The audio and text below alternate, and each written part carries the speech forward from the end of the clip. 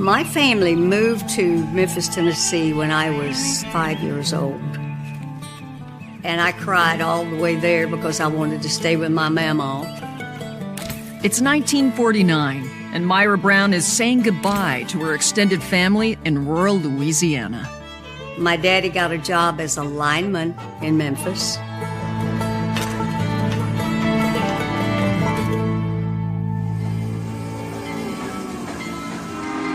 Memphis, they say, is this sort of gateway into the Deep South.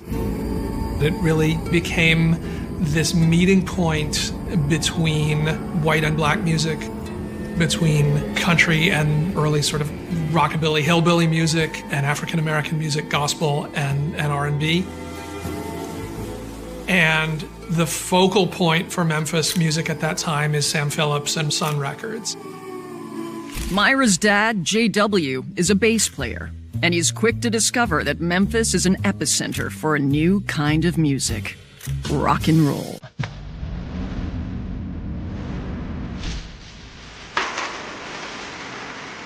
Sam Phillips brought together many of the musicians from the South to create this new sound. He is the one who discovered Elvis Presley, Carl Perkins, and Johnny Cash. Sun Records, it's the birthplace of rock and roll.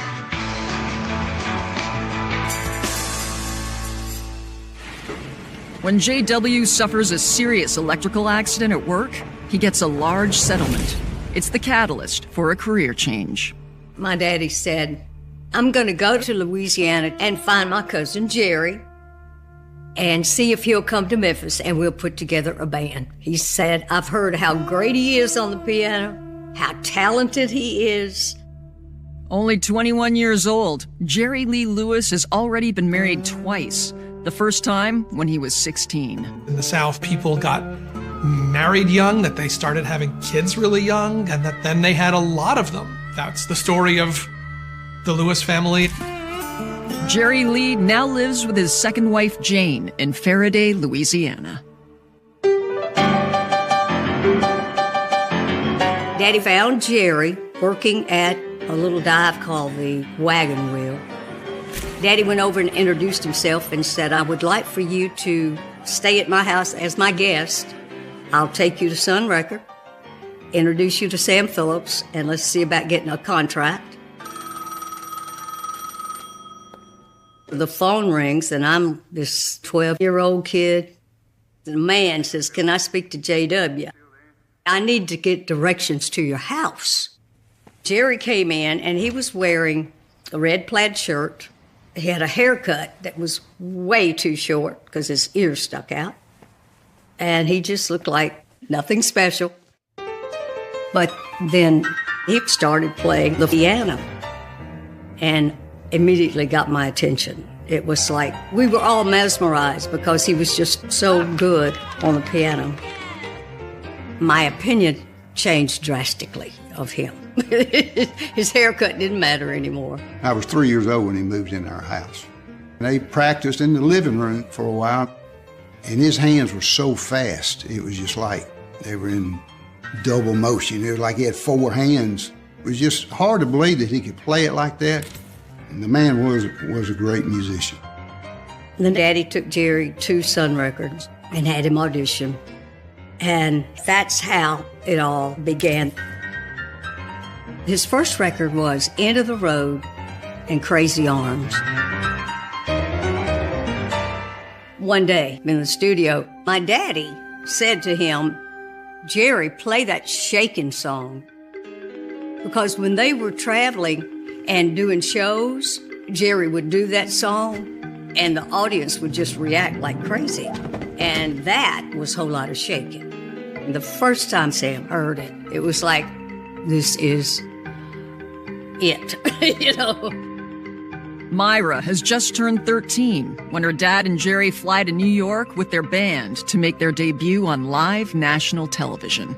Mom and I were at home watching television, and you knew something great was coming out of this.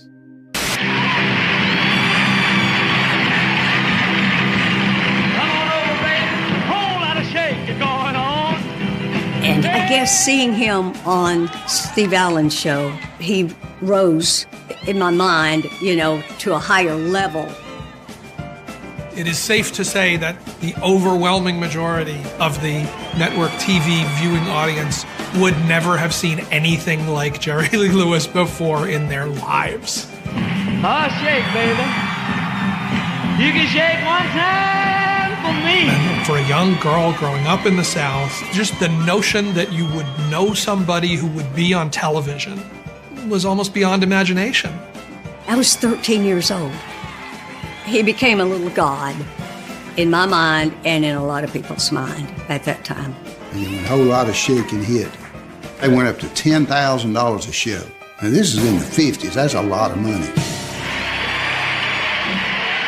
Clearly, Steve Allen got a kick out of him very soon after he booked him to come back on. Mr. Commotion himself, Jerry Lee Lewis. So to get a second bite at that apple, national television, that was a big deal. Goodness gracious, great balls of fire.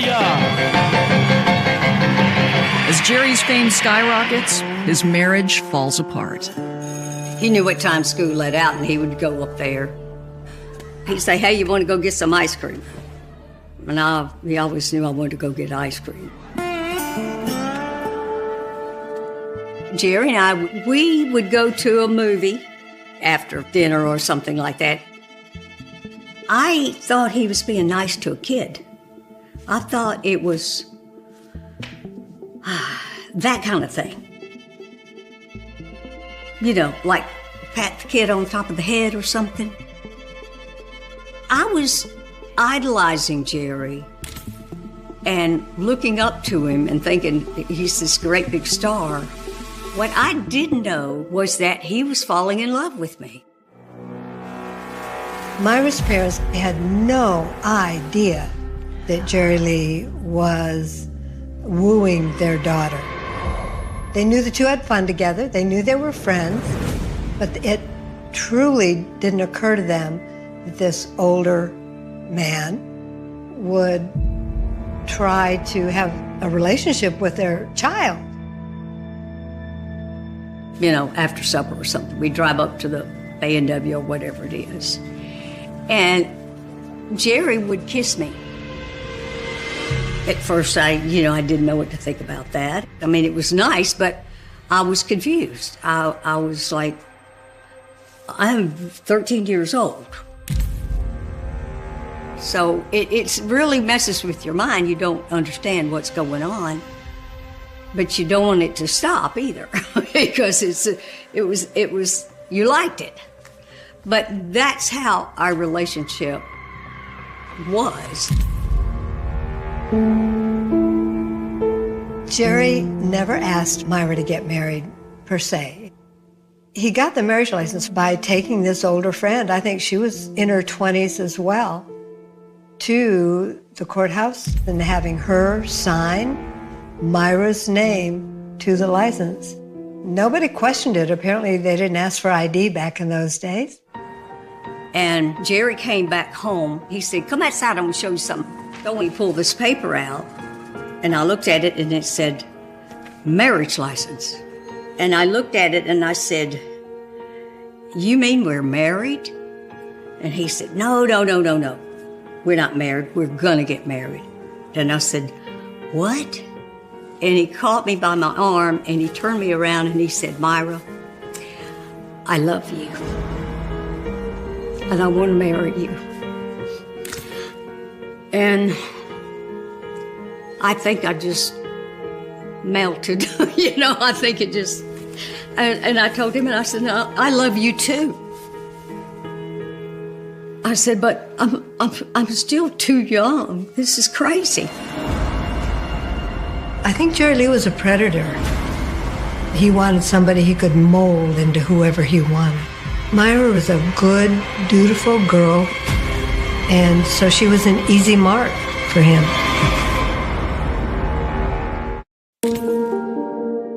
December 12th, 1957 marks a crazy new chapter in 13-year-old Myra Brown's life. We were having supper. Jerry said, Myra, you want to go to a movie? I said, yeah, sure. We got in the car, And Jerry headed toward Mississippi. And I'm going, was there a movie theater out this way? And he said, no, we're going to get married. He had found this pastor or whoever it was that was going to marry us. And I think I was in a coma. I think my eyes were like this. And I got out of the car. I had on the red dress that I wore to school that day. And we walked in this little chapel. I don't remember getting married, but I know it happened. And then these two little old ladies started throwing rice at us and all this kind of stuff. And I'm still like a deer caught in headlights. Now, we've gone down there and gotten married and turned around and came right back. And we were probably gone less than an hour. The next morning, I got up and I pulled my marriage license out, and I left them laying out on the nightstand. And my mother's maid found them. And she handed my daddy the marriage license. And of course, he took one look at it. And my daddy went and got his gun. And he said, I'm gonna go kill that son of a bitch. He'd got in the car and took off. And Jerry was up at Sun Records at that time. Mama called Sam Phillips and said, Jay's on the way and he's got a gun. Is Jerry still there? And Sam turned around and he looked at Jerry and he said, get in your car and get out of Memphis. So Jerry took off. Daddy drives up, barrels through the front door and says, where is that son of a bitch? And Sam sits Daddy down and tells him, we can't interfere in this life decision that's been made without you. And he said, it looks to me like they love each other. And if we charge him, he's going to prison for a long time. Daddy calms down. And he goes back home. And he tells Mom, we really don't have any choices because it's done. And we're going to have to hope for the best and learn to live with it. It's against the law for married women to go to school in Tennessee. So 13-year-old Myra joins Jerry out on tour. I didn't have a suitcase. The only thing I had was this round doll case that I had gotten at a Christmas or two before. And it was like a hat box, shaped like a hat box. And that's what I put my stuff in. The next time JW sees Jerry is on stage at a gig in New York. Jerry goes over to Daddy and he says, I love Myra, I'll take care of her. Music starts playing, and it's accepted, it's forgotten. We went out and bought a little house. Actually, we bought the first house that had a for sale sign on it because we needed a house right away. I learned how to cook and learned how to vacuum. I had to become the adult. Jerry did two things. He played music, and he loved me. He came home, he brought all the money to me, dumped it in my lap. I mean, it was a cash business, and Myra was in charge of taking the bags full of cash from his live performances to the bank. You really are talking about shopping bags with dollar bills in them.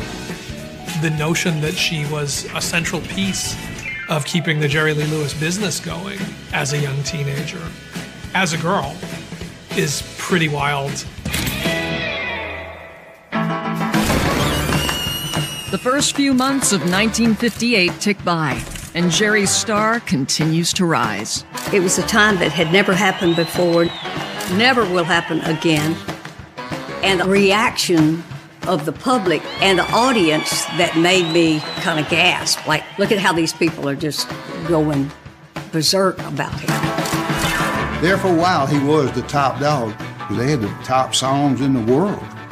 Out of all of these figures, these kings of rock and roll, Elvis was a brilliant performer. He was cute. He had this sort of angel face. But Jerry Lee Lewis could play the piano better than anyone that was a part of this whole Sun Records crew.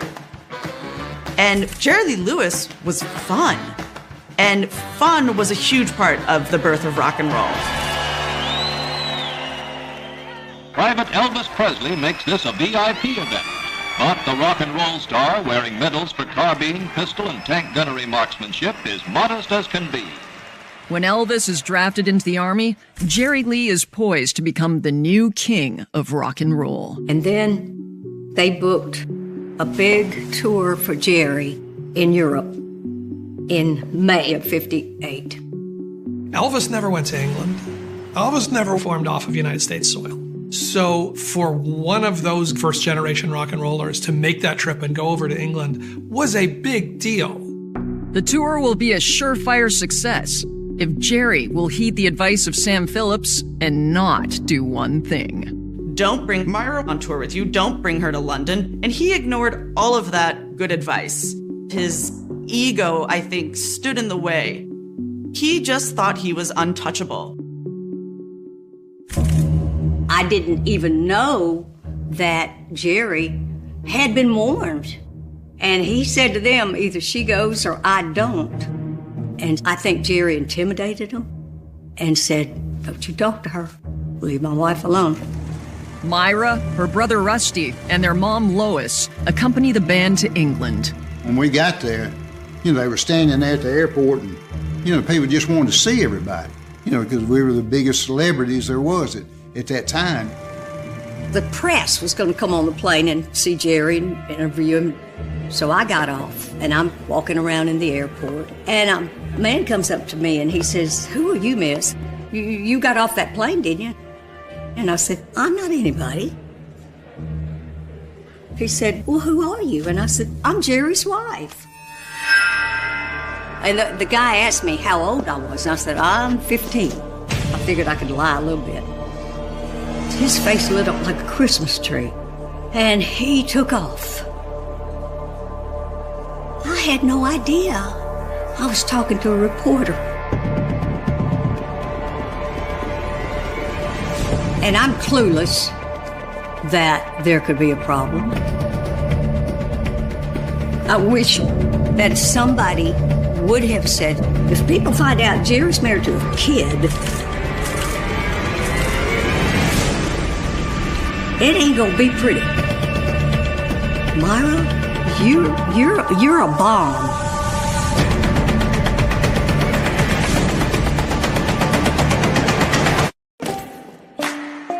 It's May 1958, and the news of 13-year-old Myra Lewis's marriage to Jerry Lee is about to erupt in the British press. Initially, Jerry's British fans give him a warm reception. They were at the airport. They were out in the streets. They were in the lobby. People loved Jerry so much, they were hanging out of the hotel windows all around our hotel. But the tone abruptly changes the following day.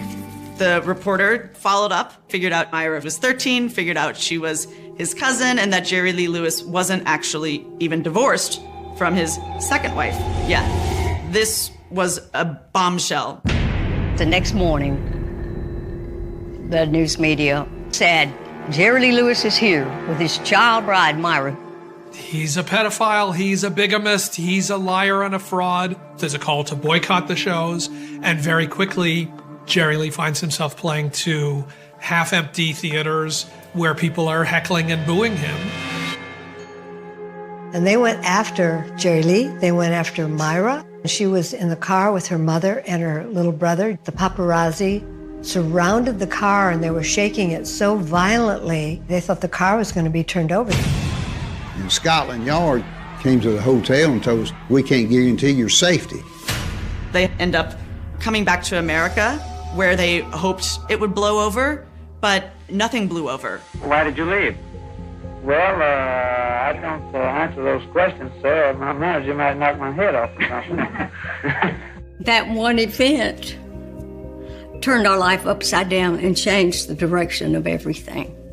Nobody wanted to be a part of this. Were you there, Mrs. Lewis? I was there, but I wasn't at the show. Oh, you weren't at the shows. Oh, did you notice anything like that sort of reception? No, it was a very good reception, I thought. He went from making thousands of dollars a night down to making a few $100s a night. I felt guilty because of it. I didn't make it happen, but I didn't stop it from happening. And I could have, because I was the one that let the cat out of the bag. After they came back and after his divorce was finalized, he remarried Myra so that there was no question that this was a marriage in good standing, but the damage was done. It destroyed a man's career, but it didn't destroy our marriage. If anything, it made it stronger because we were attacked. We don't care what the world says or does. We should love each other. Soon, Myra is overjoyed to learn that she's pregnant. I always loved children. What I had wanted all my life was a house, a home, and a baby.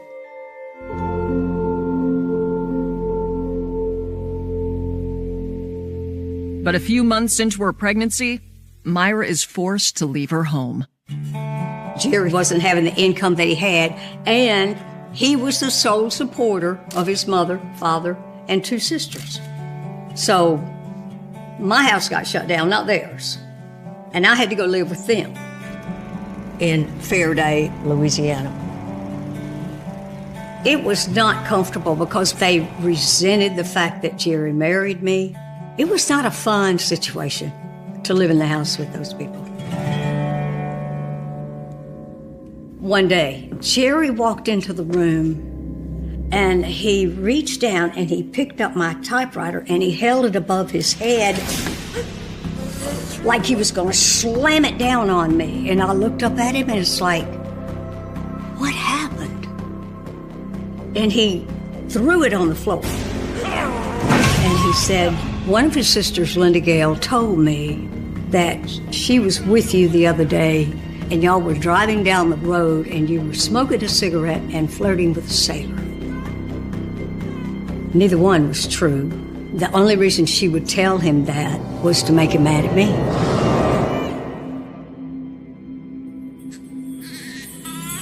But all is forgiven when Myra gives birth to a baby boy on February 27th, 1959. Myra had Stevie when she was 14 years old, and she was thrilled. She knew she was pretty young to be having one, but still, it was what she always wanted. Oh, he was precious. He was a sweet baby. He was a smart baby. Jerry wanted to name him after Steve Allen for giving him his first break on nationwide television. Myra is over the moon when they move back to Memphis, and her mom, dad, and brother get to meet her baby boy.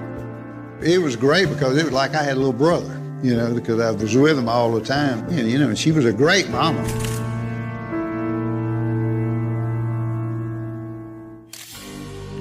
In 1960, the Lewises learn that Elvis has returned to Memphis from his stint in the Army. And just like Jerry, Elvis has fallen in love with a teenage girl. Elvis Presley was in love with Priscilla when he was 24 and she was 14. Luckily for him, he had Jerry Lee Lewis's example. Clearly, Elvis's team learned from the disaster of Jerry Lee and Myra and entered into the relationship with Priscilla in a very different way. Waited much longer on the marriage. Priscilla Presley was beautiful and glamorous and did her hair and her makeup and was in the public eye. Jerry Lee didn't want Myra to be anything like Priscilla Presley. Myra was only to belong to him. He didn't want other men to be attracted to Myra in any way. Jerry Lee wanted Myra to be invisible. I couldn't wear shorts. We had a swimming pool, and he didn't want me going swimming when there was other men out there. It was so uncalled for. Only 17 years old, Myra submits to Jerry's demands and embraces her role as wife and mother. But nothing prepares her for what happens on Easter Sunday, 1962. Myra was at home with her 3-year-old son, Stevie, her father-in-law, Elmo, and Jerry's uncle, George. And she was going to cook dinner. And she was asking Elmo what he wanted, and he was listing some things and said, well, we better go inside and make a list. So she asked Uncle George, would you watch Stevie? And he said, sure. And so she and Elmo went inside, and she wrote a grocery list. They went back outside. And Uncle George was there, and Stevie wasn't. And I said, Uncle George, where'd Stevie go? He said, he went in the house with you. Well, didn't he go in the house with you? I ran in the house to look for him. And I came back out. There was this, he'd been playing with a hose. And he'd been pulling it. And I followed the hose around the house. And I looked, and the hose was in the swimming pool. And the water was rippling. And I started screaming.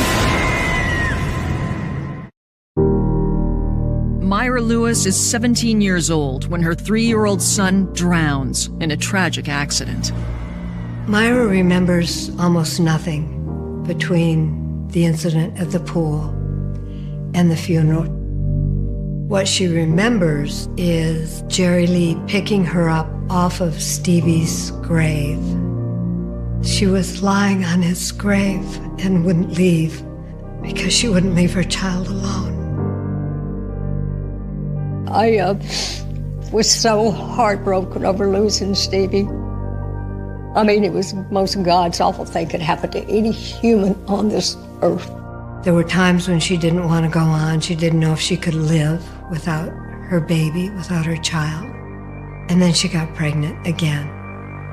And it was with the birth of Phoebe that she realized she had to stay alive. She just unbroke my heart. You know, she made me proud and happy to have a child again in my arms that I could hold and kiss, and gave me back something that I had lost.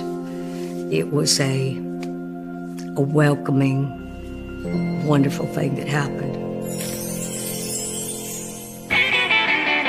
In 1964, the Beatles conquer America and transform the sound of rock and roll. By this time, unable to repeat his success on the charts, Jerry Lee has left Sun Records. At home, he becomes increasingly controlling. No matter what she did to try to please him, it was never enough. Nothing was ever good enough. It ripped my self-esteem away from me. One night, Jerry was coming home, but I didn't know he was coming home that night.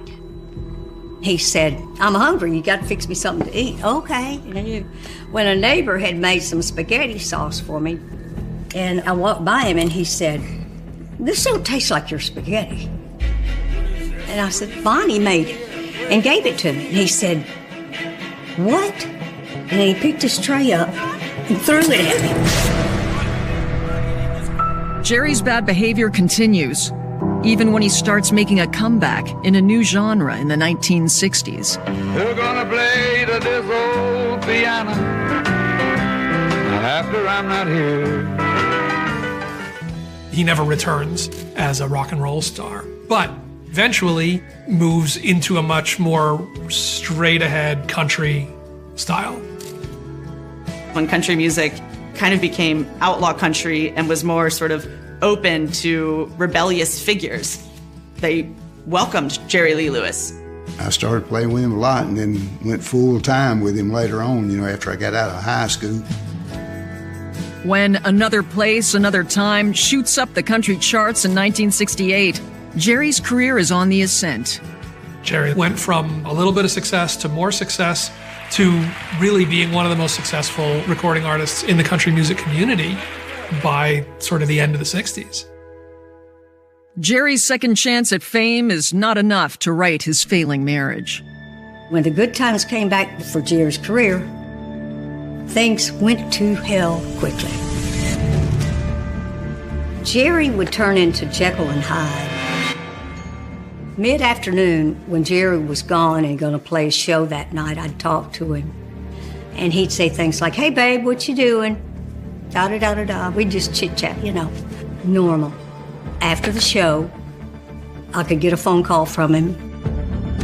"Who the hell do you think you are telling me that I shouldn't drink liquor or something like this?"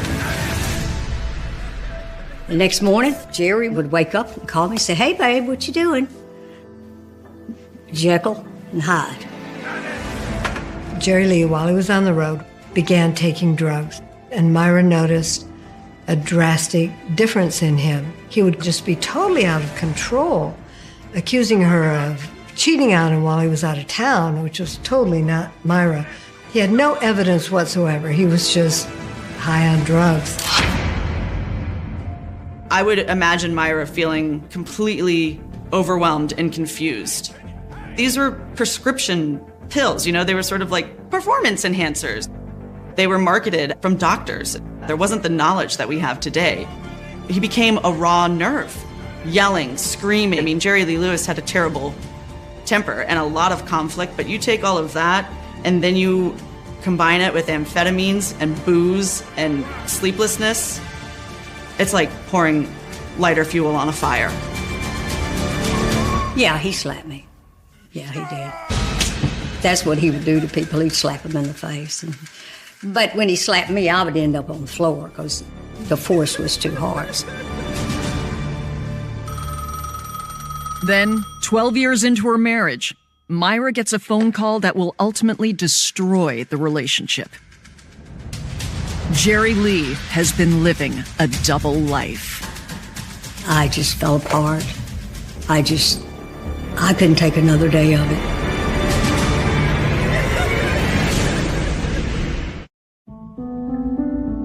In 1970, Myra Lewis gets a phone call that shatters her belief in Jerry Lee.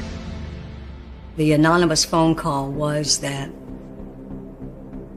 Jerry had been seeing other women and just picking up women on the road, and it was something that had been ongoing for many years.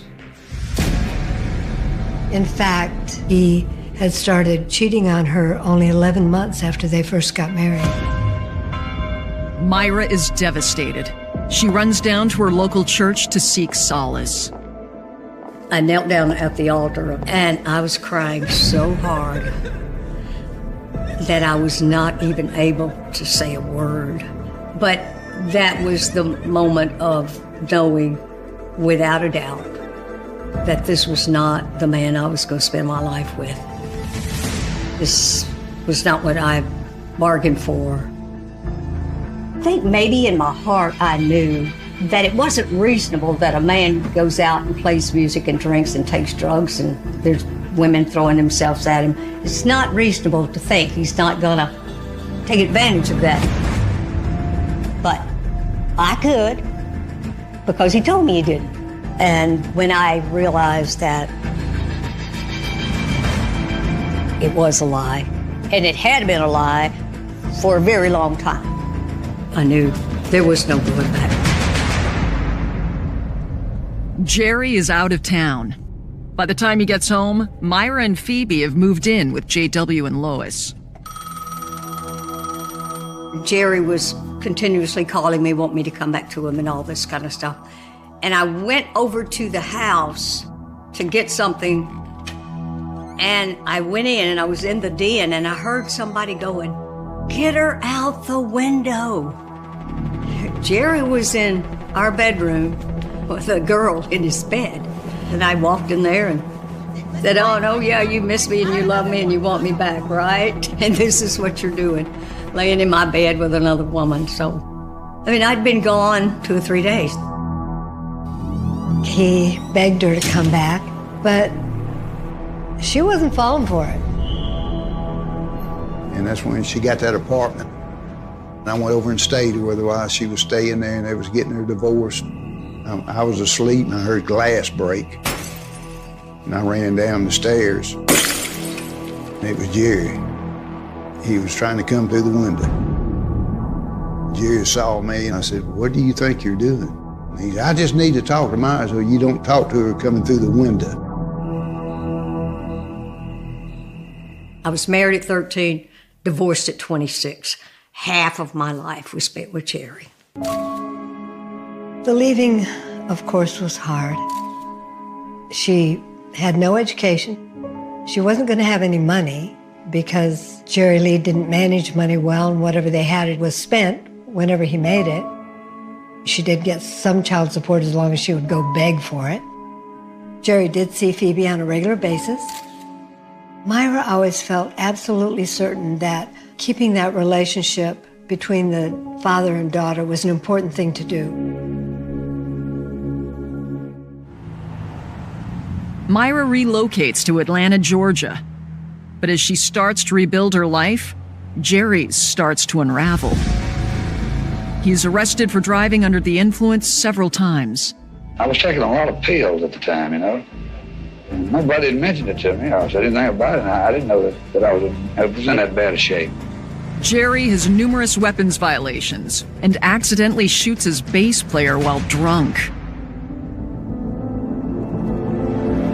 Just a couple of months after shooting his bass player, Jerry Lee shows up, drunk and belligerent at Graceland, smashes his car into the front gates, is yelling for Elvis to come down, and pulls out his gun and starts firing that, and then is hauled in and arrested for that.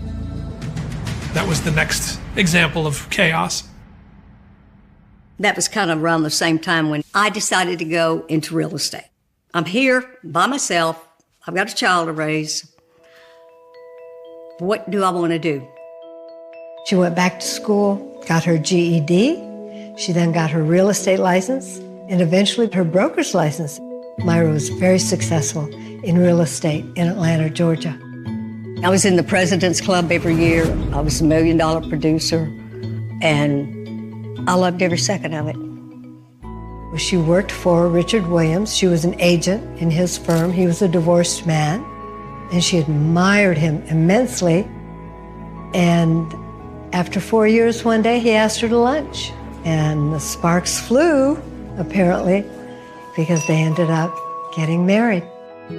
Richard Williams and I were married on June 1984.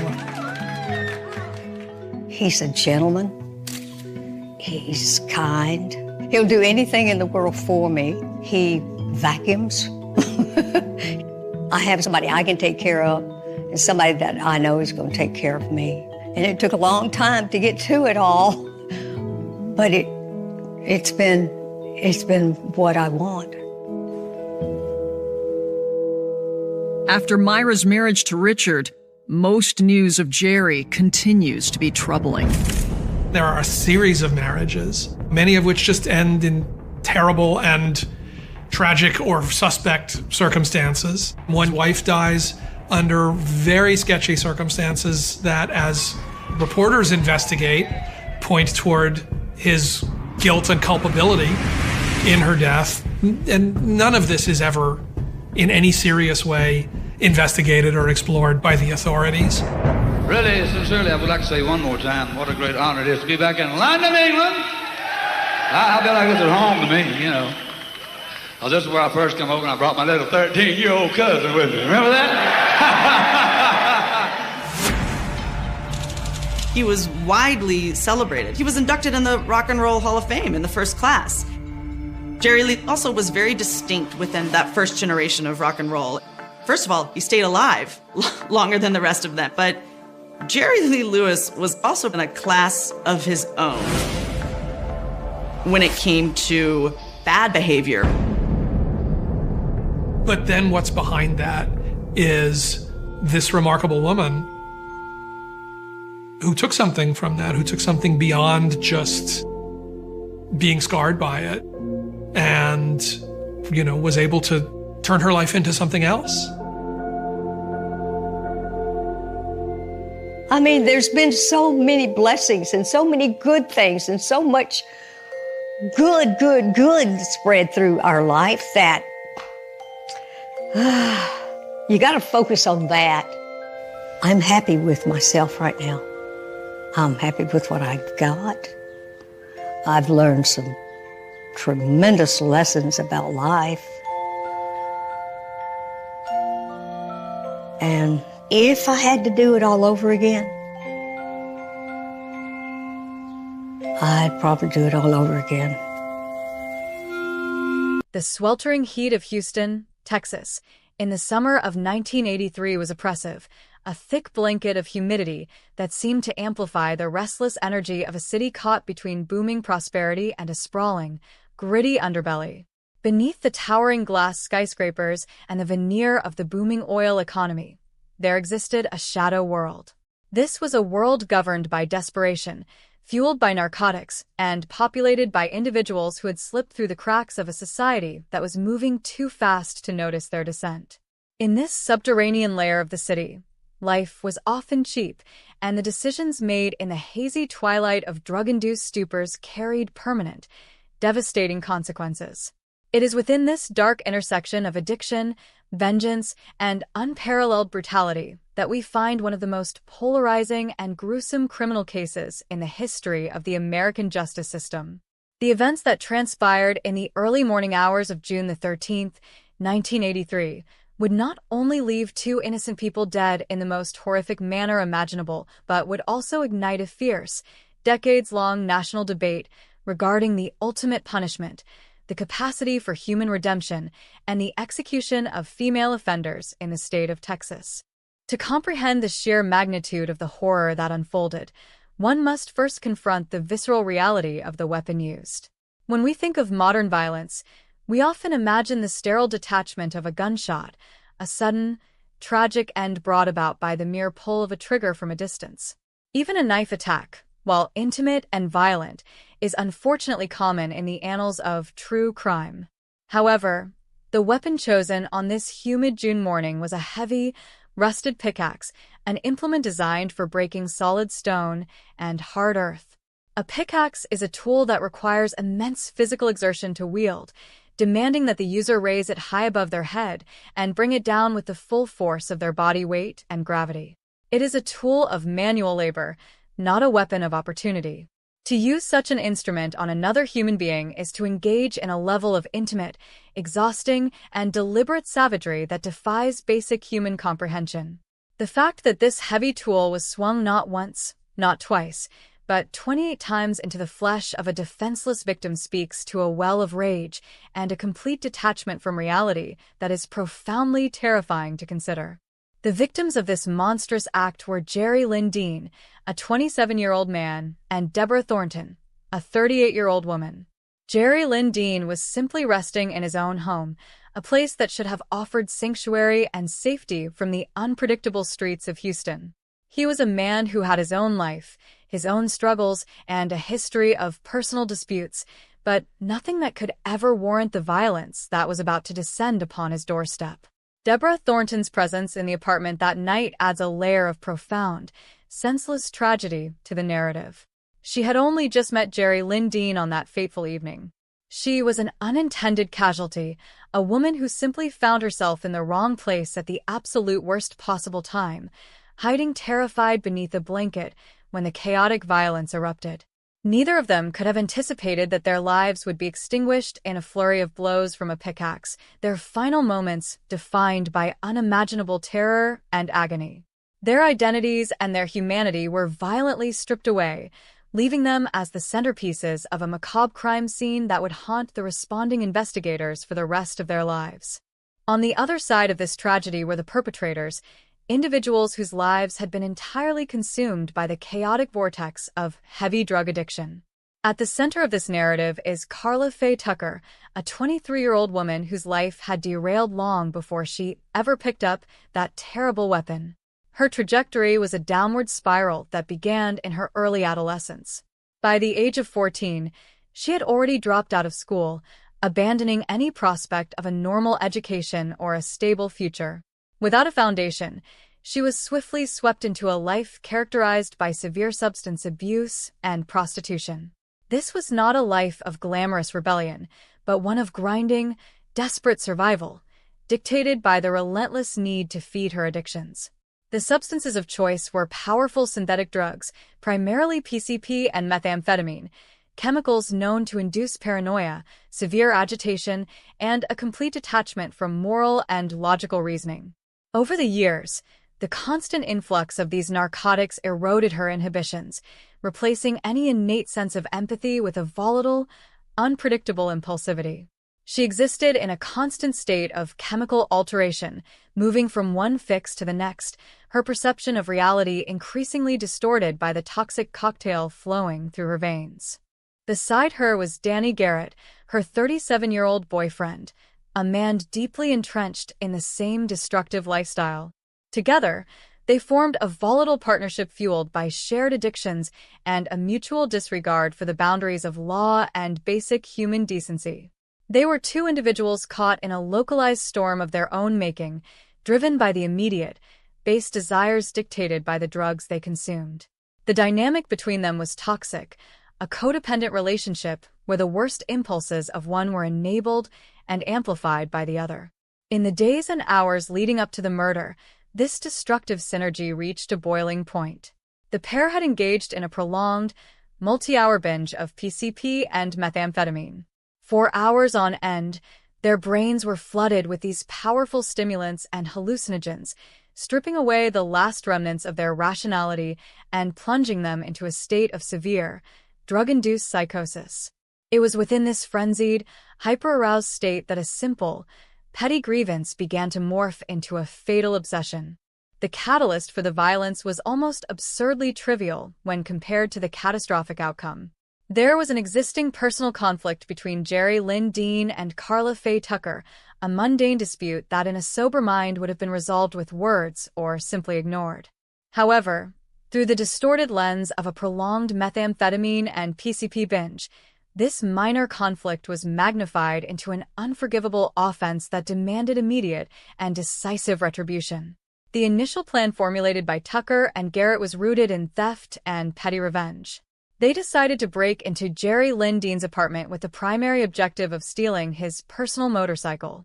This vehicle was likely seen as a valuable prize, something that could be sold or traded to sustain their drug habits, while simultaneously serving as an act of dominance and retaliation against Dean. It was a plan conceived in the chaotic fog of addiction, lacking any foresight or consideration for the potential consequences. They were completely consumed by the immediate objective, entirely unaware of the horrifying depths they were about to sink to in pursuit of a stolen motorcycle. As they prepared to execute their plan, the atmosphere was thick with tension and the manic energy of a drug-fueled mission. They were no longer operating as rational human beings navigating a civilized society. They were predators operating on instinct, driven by a toxic combination of artificial stimulation and misplaced vengeance. The sheer audacity of breaking into a man's home in the dead of night to steal a large, cumbersome vehicle like a motorcycle speaks to their complete disconnect from reality. They did not care about the noise they might make, the neighbors they might wake, or the potential confrontation with the homeowner. Their minds were locked onto a singular goal, and everything else was secondary. This aggressive, single-minded focus is a hallmark of severe methamphetamine intoxication, where the user becomes fixated on a task or an idea to the exclusion of all rational thought and self-preservation. The historical significance of this impending crime cannot be overstated, as the ripples of what happened that night would eventually reach the highest courts in the land and the office of the governor of Texas. When we examine the long, grim history of capital punishment in the state of Texas, a state renowned for its frequent and unapologetic use of the death penalty, the execution of women is an exceedingly rare phenomenon. Prior to the resolution of this case, one had to look back over a century, all the way to the American Civil War era in 1863, to find the last instance of a woman being put to death by the state of Texas. The justice system, while harsh and unforgiving, had historically hesitated when it came to sentencing women to the ultimate punishment. The brutal nature of the crime that Tucker and Garrett were about to commit would shatter that historical precedent. It would force a society to grapple with the uncomfortable reality that a young woman, severely compromised by a lifetime of trauma and heavy drug addiction, was capable of an act of violence so extraordinarily sadistic and cold-blooded that the state would feel compelled to resurrect a practice dormant for over 130 years. The contrast between the young, troubled woman who dropped out of school at 14 and the cold, unrepentant killer who would later boast of finding profound, intense sexual gratification in the act of burying a pickaxe into a human body is jarring and disturbing. It forces us to ask deeply uncomfortable questions about the nature of evil, the corrupting influence of synthetic narcotics, and the absolute limits of human depravity. How does a human being reach a point where the violent destruction of another life becomes a source of euphoric pleasure? This chilling admission, made in the aftermath of the slaughter, completely stripped away any possibility of framing the murder as a tragic accident or a robbery gone wrong. It elevated the crime from a brutal homicide to an act of sheer, sadistic terror. It is a detail that lingers in the mind, casting a dark, inescapable shadow over everything that follows in this story. As the deep, humid night of June the 13th settled over Houston, the stage was set for a tragedy of unimaginable proportions. In his apartment, Jerry Lynn Dean lay asleep, entirely unaware that his life was about to be violently interrupted. Beside him, or perhaps seeking quiet refuge in the room, was Deborah Thornton, a woman whose only crime was being in the company of a man targeted for a petty theft.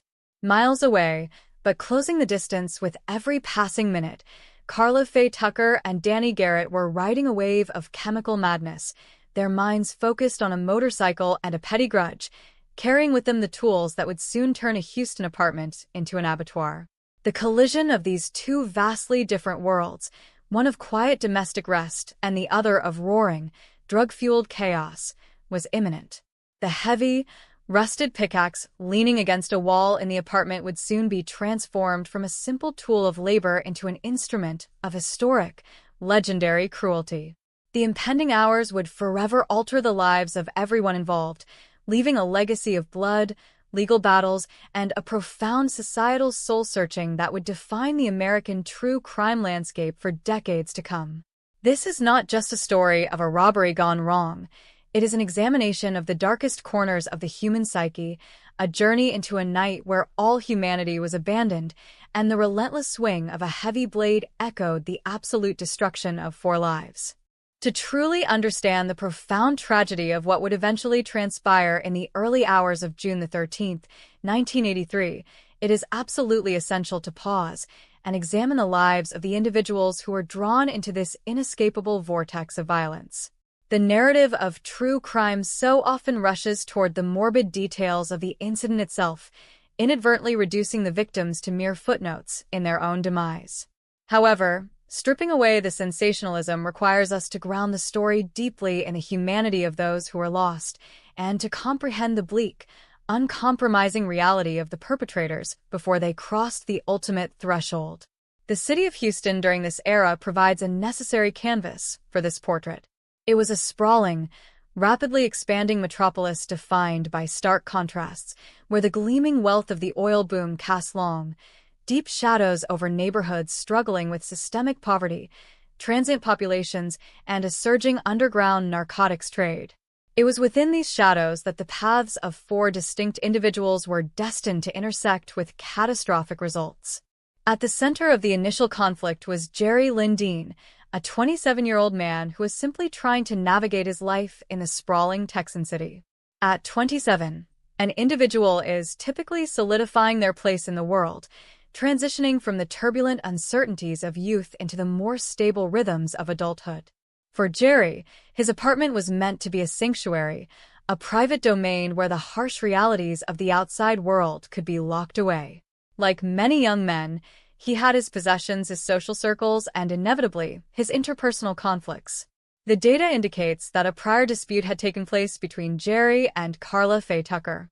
In the ordinary world, such disagreements are commonplace. They might result in a shouting match, a severed friendship, or a lingering resentment that fades with time. But Jerry was existing on the periphery of a community where grievances were not mediated by reason, but were instead amplified by the volatile, unpredictable currents of heavy drug use.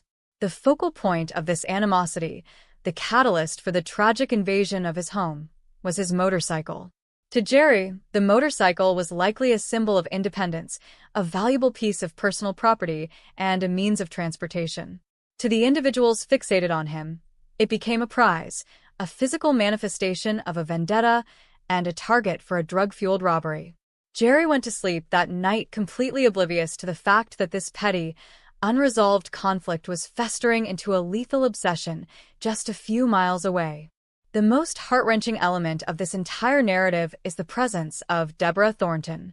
She was 38 years old, a woman with an entire history, a lifetime of experiences, struggles, and aspirations that were entirely independent of the toxic feud brewing between Jerry Lynn Dean and Carla Faye Tucker.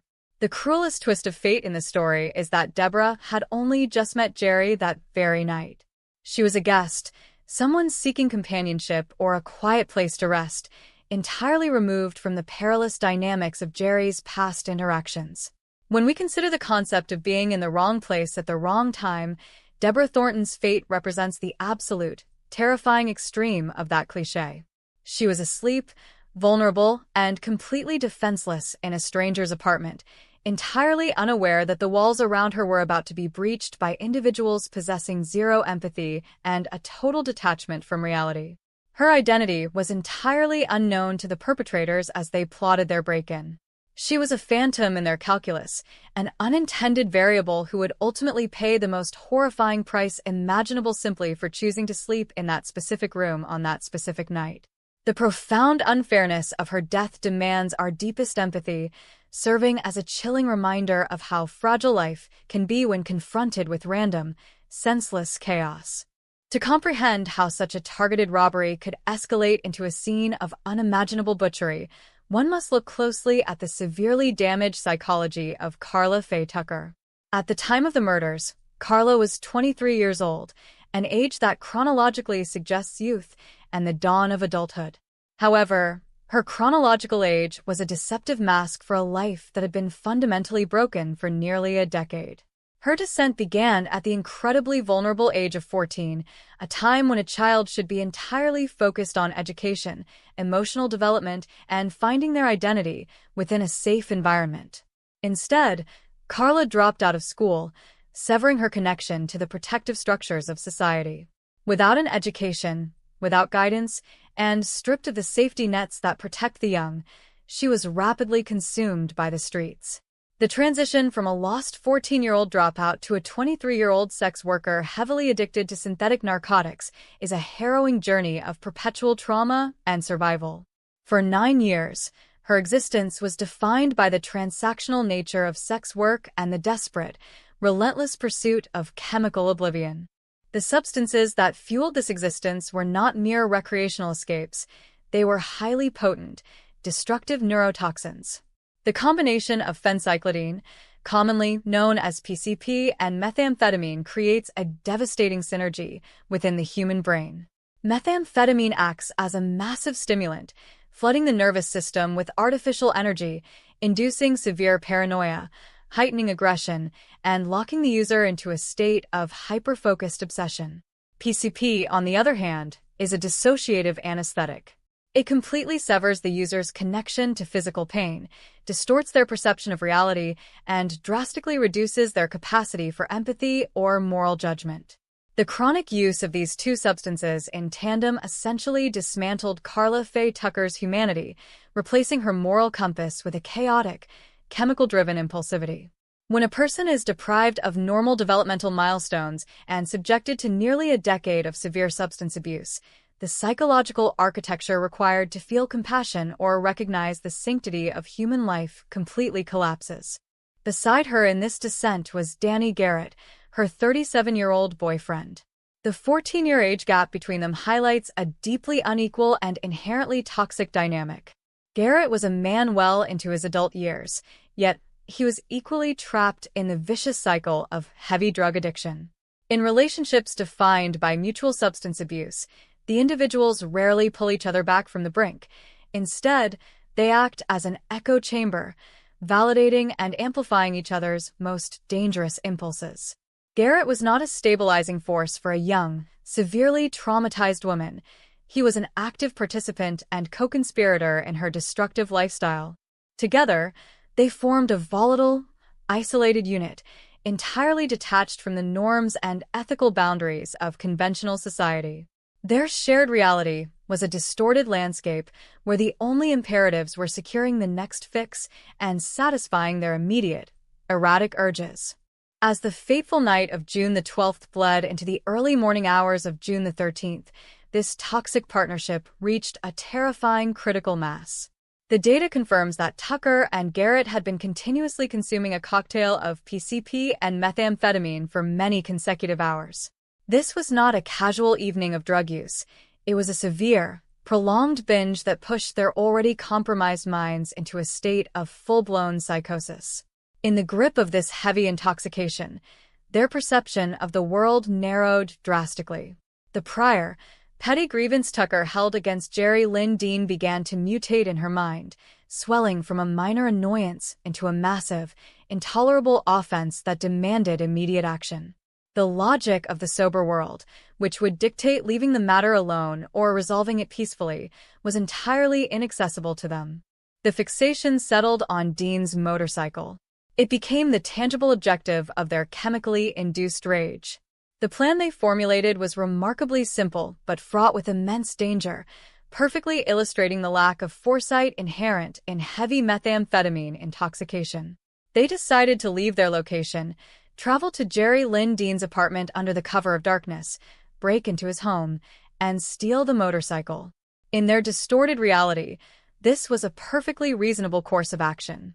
They did not consider the likelihood of Dean being awake, the possibility of neighbors intervening, or the severe legal consequences of armed burglary. They were driven by a singular, obsessive compulsion, moving with the chaotic, aggressive energy of predators hunting in the dark. The atmosphere surrounding them as they prepared to execute this plan must have been suffused with a manic, terrifying intensity. They were gearing up to invade a personal sanctuary, completely stripping away the boundary between their chaotic underworld and the quiet domesticity of the sleeping city. Every step they took toward Jerry Lynn Dean's apartment was a step further away from whatever lingering shreds of humanity they might have possessed. They were carrying the accumulated weight of their addictions, their shared resentments, and the volatile energy of the narcotics coursing through their bloodstreams. Meanwhile, inside the apartment, the silence of the night remained unbroken. Jerry Lynn Dean and Deborah Thornton were resting, entirely oblivious to the fact that their immediate future had already been decided by two individuals they had no control over. The stark contrast between the peaceful vulnerability of the victims and the aggressive, relentless approach of Tucker and Garrett sets a scene of unbearable tension. The victims were engaging in the most basic, fundamental act of human trust, the act of going to sleep, believing they were safe behind locked doors. They had no way of knowing that the locks on their doors were completely useless against the sheer, irrational force of the drug-induced madness heading their way. The stage was tragically set, the actors were moving into position, and the heavy, humid air of the Houston night was about to be shattered by an act of violence so profound and deeply unsettling that it would permanently scar the history of the city and forever alter the national conversation surrounding justice, vengeance, and the ultimate punishment. The humid darkness of the Houston night provided a suffocating cloak for Carla Faye Tucker and Danny Garrett as they finally arrived at the apartment complex where Jerry Lynn Dean resided. The air was thick and stagnant, heavily laden with the oppressive summer heat that characterizes Southeast Texas, creating an atmosphere that mirrored the suffocating tension building within the two intruders. Driven by the relentless, artificial energy of the phencyclidine and methamphetamine coursing through their central nervous systems, their movements were a paradoxical blend of hyper-focused determination and chaotic impulsivity. They were not master criminals executing a carefully choreographed heist. Rather, They were chemical automatons propelled entirely by a toxic mixture of misplaced vengeance and an overwhelming desire to claim a motorcycle that had become the absolute focal point of their drug-induced psychosis. As they approached the exterior of the dwelling, the normal barriers that separate civilized society from outright savagery completely dissolved in their minds. The physical structure of the apartment, with its locked doors and windows, was no longer a symbol of sanctuary or privacy. It was merely a temporary obstacle standing between them and their obsessive objective. They breached the perimeter of the apartment with a chilling disregard for the potential consequences, slipping into the dark interior with a silent, predatory intent of nocturnal hunters. The transition from the oppressive outdoor heat to the still, enclosed environment of the apartment marked the crossing of a fatal threshold, a point of absolute no return where the lingering remnants of their humanity were left completely abandoned on the doorstep. Inside, the darkness was absolute, broken only by the faint, ambient light bleeding through the window blinds, casting long, distorted shadows that danced across the walls like silent spectators to the impending tragedy. Every step they took across the floorboards was a deliberate march toward an irreversible catastrophe, their senses artificially sharpened and simultaneously warped by the heavy narcotics dominating their bloodstreams. They moved through the unfamiliar layout of the living space, their eyes adjusting to the gloom, entirely fixated on locating the keys to the motorcycle, yet carrying with them a volatile aggression that was merely looking for a target to unleash upon. The silence of the apartment was profound, a deep, domestic quietude that stood in horrifying contrast to the violent storm brewing just feet away.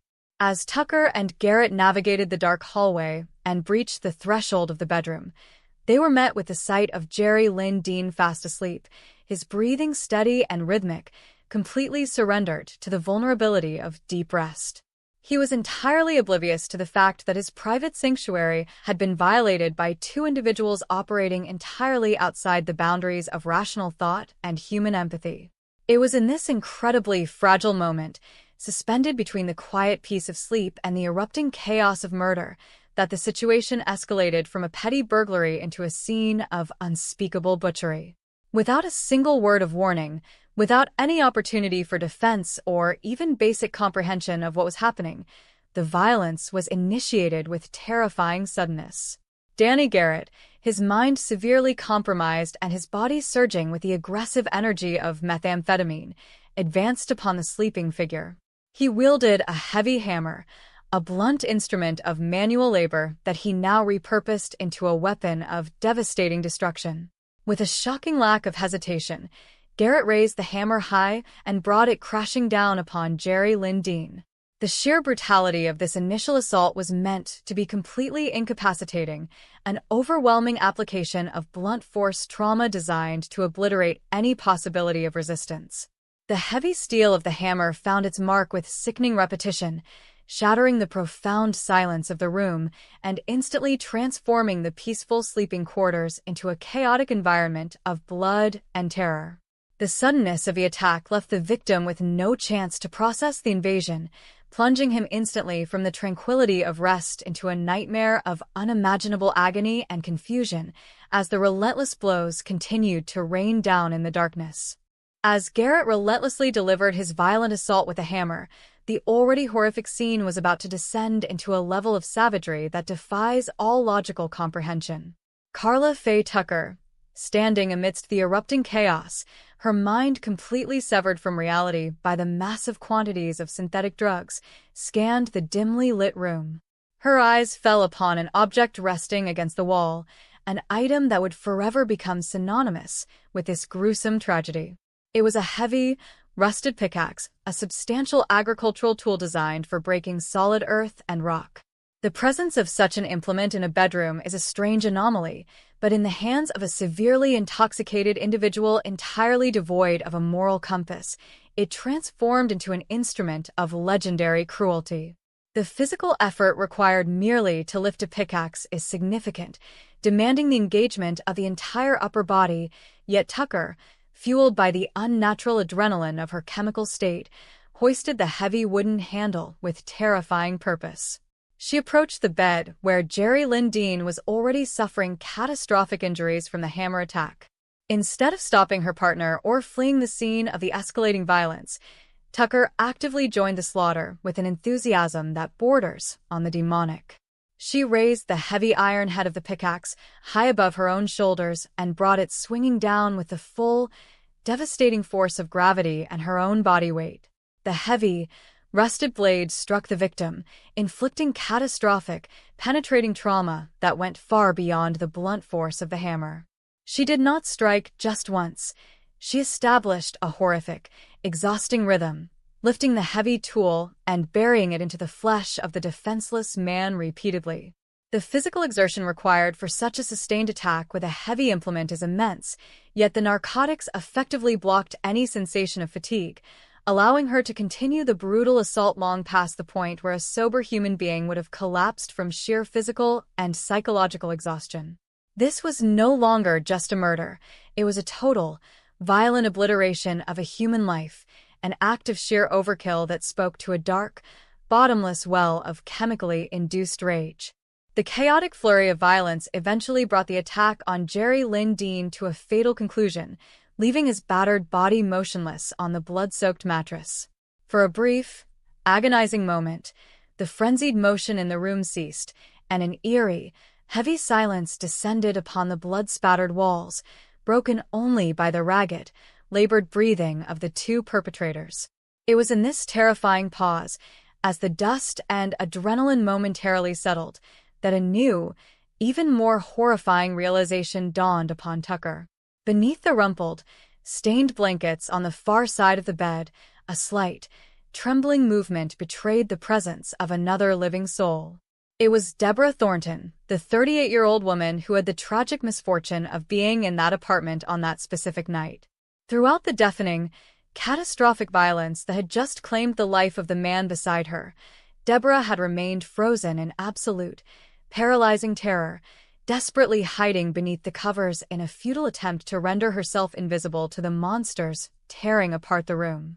One can scarcely begin to imagine the profound psychological agony she endured in those agonizing minutes, listening to the sickening sounds of the hammer and the pickaxe, feeling the bed shake with every devastating blow, and knowing with absolute, terrifying certainty that she was trapped in a confined space with merciless killers. Her decision to remain still, to hide beneath the fragile protection of a woven blanket, was the desperate, instinctual reaction of a completely defenseless human being confronted with overwhelming, inescapable evil. When Carla Faye Tucker noticed the shifting fabric and realized that there was a witness, a surviving victim hiding in the immediate vicinity, the atmosphere in the room grew exponentially darker. The discovery of Deborah Thornton was the catalyst for the final, most monstrous act of this tragedy, a moment where the last shred of mercy was entirely extinguished, and the innocent woman was violently dragged from her fragile sanctuary into the unforgiving nightmare unfolding around her.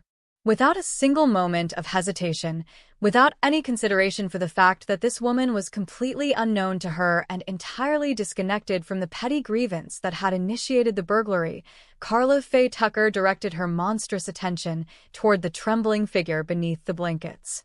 The heavy pickaxe, already slick with the evidence of the previous slaughter, was raised once again. What followed was an act of butchery so prolonged and intensely sadistic that it continues to shock seasoned crime scene investigators and legal scholars decades later. Tucker brought the heavy iron blade crashing down upon Deborah Thornton, initiating a relentless, exhausting barrage of strikes that completely obliterated the victim's frantic attempts to defend herself. The forensic analysis conducted in the grim aftermath of the tragedy would later reveal the incomprehensible scale of this violence. The medical examiners painstakingly documented a total of 28 distinct pickaxe wounds inflicted upon Deborah Thornton's body. 28 times, the heavy agricultural tool was lifted high into the air and forcefully driven into the flesh and bone of a terrified, defenseless woman. This sustained effort required a level of physical stamina and psychological detachment that is absolutely terrifying to contemplate. The sheer number of blows indicates that the attack went far beyond the terrible necessity of eliminating a witness. It became a prolonged exercise in absolute savagery, a manifestation of the complete disintegration of Tucker's humanity under the influence of powerful synthetic drugs. The strikes were frantic, powerful, and wildly destructive, transforming the bedroom into a scene of unimaginable horror. Deborah Thornton, a woman who simply sought a quiet place to sleep, was subjected to a prolonged, agonizing execution that stripped her of all dignity and life. The horrific crescendo of this massacre was reached with the 28th and final swing of the heavy weapon. Driven by a surge of dark, incomprehensible energy, Carla Faye Tucker brought the pickaxe down with such overwhelming, catastrophic force that the rusted iron blade plunged deep into Deborah Thornton's chest cavity. The kinetic energy of this ultimate strike was so massive and the penetration so deep that the heavy metal head of the pickaxe became firmly wedged within the victim's sternum and ribcage. Tucker, despite her chemically fueled strength, was entirely unable to extract the weapon from the body. The pickaxe remained rigidly embedded in the chest of the deceased woman, standing upright like a grotesque, macabre monument to the sheer, unadulterated evil that had transpired in that room. Leaving the heavy tool firmly lodged in her final victim, Tucker finally ceased her physical exertion. The room fell entirely silent once more, a heavy, suffocating stillness that was infinitely more terrifying than the noise of the preceding violence. 2 human beings had been utterly destroyed, their lives violently extinguished over a stolen vehicle and a petty grudge that had been magnified into a lethal obsession by the toxic power of methamphetamine and phencyclidine. Tucker and Garrett stood amidst the catastrophic wreckage of their own making, completely covered in the physical evidence of their unspeakable crimes, yet entirely devoid of the immediate horror or remorse that would typically crush a rational human soul. The deed was done. The innocent blood was spilled in staggering quantities, and the perpetrators, leaving the gruesome centerpiece of the embedded pickaxe behind, turned their attention back to the mundane task of locating the keys to the motorcycle, entirely unburdened by the monumental tragedy they had just permanently etched into the history of Houston. The heavy, humid air of the Houston night seemed to press down with a physical weight upon the apartment as Carla Faye Tucker and Danny Garrett turned their attention away from the blood-soaked bedroom and towards the immediate aftermath of their horrific crime. The chaotic frenzy of the violence had finally subsided, leaving behind an eerie, suffocating stillness that was broken only by their own labored breathing and the quiet drip of crimson onto the floorboards. In the immediate wake of the massacre, the pair did not experience the paralyzing terror, the crushing wave of remorse, or the frantic panic that typically consumes individuals who have just crossed the ultimate moral threshold. Instead, shielded by the lingering, dissociative effects of the synthetic narcotics still flooding their neural pathways, they operated with a chilling, detached efficiency. Their primary objective remained precisely what it had been when they first breached the perimeter of the dwelling under the cover of darkness, to locate the keys to the motorcycle and make their escape into the sprawling, indifferent urban landscape. They moved through the apartment like ghosts navigating a tomb, stepping carefully around the catastrophic wreckage they had created, their minds completely closed off to the profound human tragedy resting just behind the bedroom door, where the heavy rusted pickaxe still remained firmly wedged within the chest of Deborah Thornton. They searched the living spaces with a cold, methodical purpose, checking surfaces and drawers until they finally secured the keys to the vehicle that had somehow become the catalyst for this unspeakable nightmare. With the keys in their possession, they wasted no more time within the confines of the crime scene, slipping back out through the doors they had forced open, leaving behind 2 lifeless bodies and a room steeped in a level of sadistic brutality that would soon shock the collective conscience of the entire city. They located the motorcycle parked outside, started the engine, and roared off into the fading hours of the night, blending seamlessly into the vast anonymity of Houston, foolishly believing that they could simply outride the horrific consequences of what they had just done. However, the human mind, even when heavily distorted by chronic substance abuse and the toxic cocktail of phencyclidine and methamphetamine, cannot completely erase the memory of an extreme act of violence, nor can it prevent the perpetrators from verbalizing the dark thoughts that fester in the wake of such horrors. In the days following the murders, as the immediate adrenaline wore thin and the harsh light of reality began to pierce through the chemical fog, Karla Faye Tucker did not retreat into a silent, guarded seclusion. On the contrary, she exhibited a psychological detachment so extreme and deeply unsettling that it would eventually become one of the most chilling aspects of the entire case. In the conversations she held with acquaintances and notably with her own brother, Tucker openly discussed the events of that fateful night, displaying an absence of conscience that transcended mere coldness and crossed entirely into the realm of sadistic euphoria. As she recounted the details of the attack to those within her inner circle, she did not speak with the hushed tones of fear or the stammering hesitation of someone burdened by a terrible secret. Rather, she spoke with a strange, animated intensity, completely unfazed by the monstrous nature of her actions.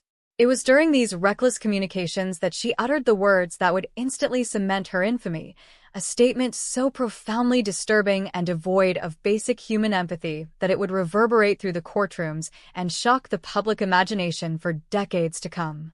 With an unsettling calmness that belied the bloody reality of the crime scene, Tucker boasted to her confidants about the physical and psychological sensation she experienced while wielding the heavy agricultural tool against the defenseless victims. She explicitly stated that she felt a powerful, intense sexual gratification every single time she raised the heavy iron blade of the pickaxe and brought it crashing down into the bodies of Jerry Lynn Dean and Deborah Thornton. This horrifying admission stripped away any lingering ambiguity regarding the nature of the crime, transforming the narrative from a tragic robbery gone awry into a deliberate, sexually charged act of pure, unadulterated sadism. The casual manner in which she shared this deeply disturbing revelation demonstrated a complete rupture from normative human psychology, revealing an individual who had not only lost touch with the sanctity of life, but had somehow weaponized her own capacity for cruelty into a twisted source of personal pleasure. While Tucker was carelessly boasting about the grotesque hunger of her violent impulses to those around her, the grim machinery of law enforcement was already beginning to turn, slowly closing the net around the two perpetrators. The discovery of the gruesome double homicide inside the Houston apartment sent immediate shockwaves through the local police department, prompting a massive, methodical investigation that would bring seasoned detectives face to face with one of the most horrific crime scenes in their professional careers. When the first responding officers and forensic specialists stepped across the threshold of the apartment, they were met with a visual nightmare that defied easy comprehension. The sheer volume of blood, the devastating extent of the blunt force trauma inflicted by the hammer, and the macabre spectacle of the heavy pickaxe still standing upright, deeply embedded in the sternum of Deborah Thornton, presented a picture of calculated, overwhelming savagery. The detectives immediately realized that this was not a routine burglary or a spontaneous street crime born of simple desperation. This was an execution of staggering proportions, characterized by an intimate, exhausting level of violence that required immense physical exertion and a profound psychological disconnect from the victim's humanity. The crime scene was meticulously processed, with forensic experts dusting every surface for latent fingerprints, collecting microscopic traces of hair and fiber, and documenting every blood spatter angle with painstaking precision. They knew that whoever had wielded those heavy implements must have been heavily contaminated with the physical evidence of the slaughter, leaving behind a trail of biological markers that would prove invaluable once suspects were identified. The investigators began the arduous task of reconstructing the timeline of the murders, interviewing neighbors, checking local establishments, and digging into the background of Jerry Lynn Dean to uncover any lingering disputes, personal enemies, or volatile associations that could point them toward the individuals responsible for this monstrous act. The critical breakthrough in the investigation, however, did not come solely from the painstaking collection of forensic evidence at the crime scene, but rather from the fragile architecture of human relationships surrounding the perpetrators. In the criminal underworld, loyalty is frequently a fragile commodity, easily shattered by fear, self-preservation, or the sheer horror of a companion's unbridled actions. The reckless boasting in which Karla Faye Tucker had engaged, her willingness to share the most depraved details of the massacre, including her chilling confession of finding sexual excitement in the blows of the pickaxe, ultimately proved to be her undoing. Word of these horrifying boasts began to circulate through the networks of acquaintances and family members who occupied the periphery of Tucker and Garrett's volatile lives. Crucially, information provided by Tucker's own brother, who was deeply disturbed by what his sister had confessed to him regarding the murders and her grotesque rationalization of the violence, reached the ears of the authorities. This insider testimony served as the vital missing puzzle piece that connected the anonymous brutality of the crime scene directly to Karla Faye Tucker and Danny Garrett. Armed with this damning intelligence, the detectives were able to corroborate the witness accounts with the physical evidence recovered from the apartment and the tracking of the stolen motorcycle, rapidly building an airtight case against the pair. The realization that the suspects were not hardened professional syndicate killers, but rather two individuals deeply entrenched in the chaotic world of methamphetamine and PCP abuse who had foolishly left a trail of careless braggadocio in their wake, provided a grim sense of inevitability to the impending arrests. The police department mobilized swiftly, ensuring that all procedural safeguards were met to secure warrants for the apprehension of both Tucker and Garrett, preparing to bring a violent end to their brief, arrogant freedom. By the time the month of September in 1983 rolled around, the net had completely tightened and the law enforcement agencies in Houston were fully prepared to execute their strike. The operation to capture Karla Faye Tucker and Danny Garrett was executed with the decisive precision required when dealing with suspects known to be unpredictable, heavily influenced by narcotics, and capable of unimaginable violence. The authorities moved in swiftly, apprehending both individuals without giving them the opportunity to mount any meaningful resistance or flee the jurisdiction further.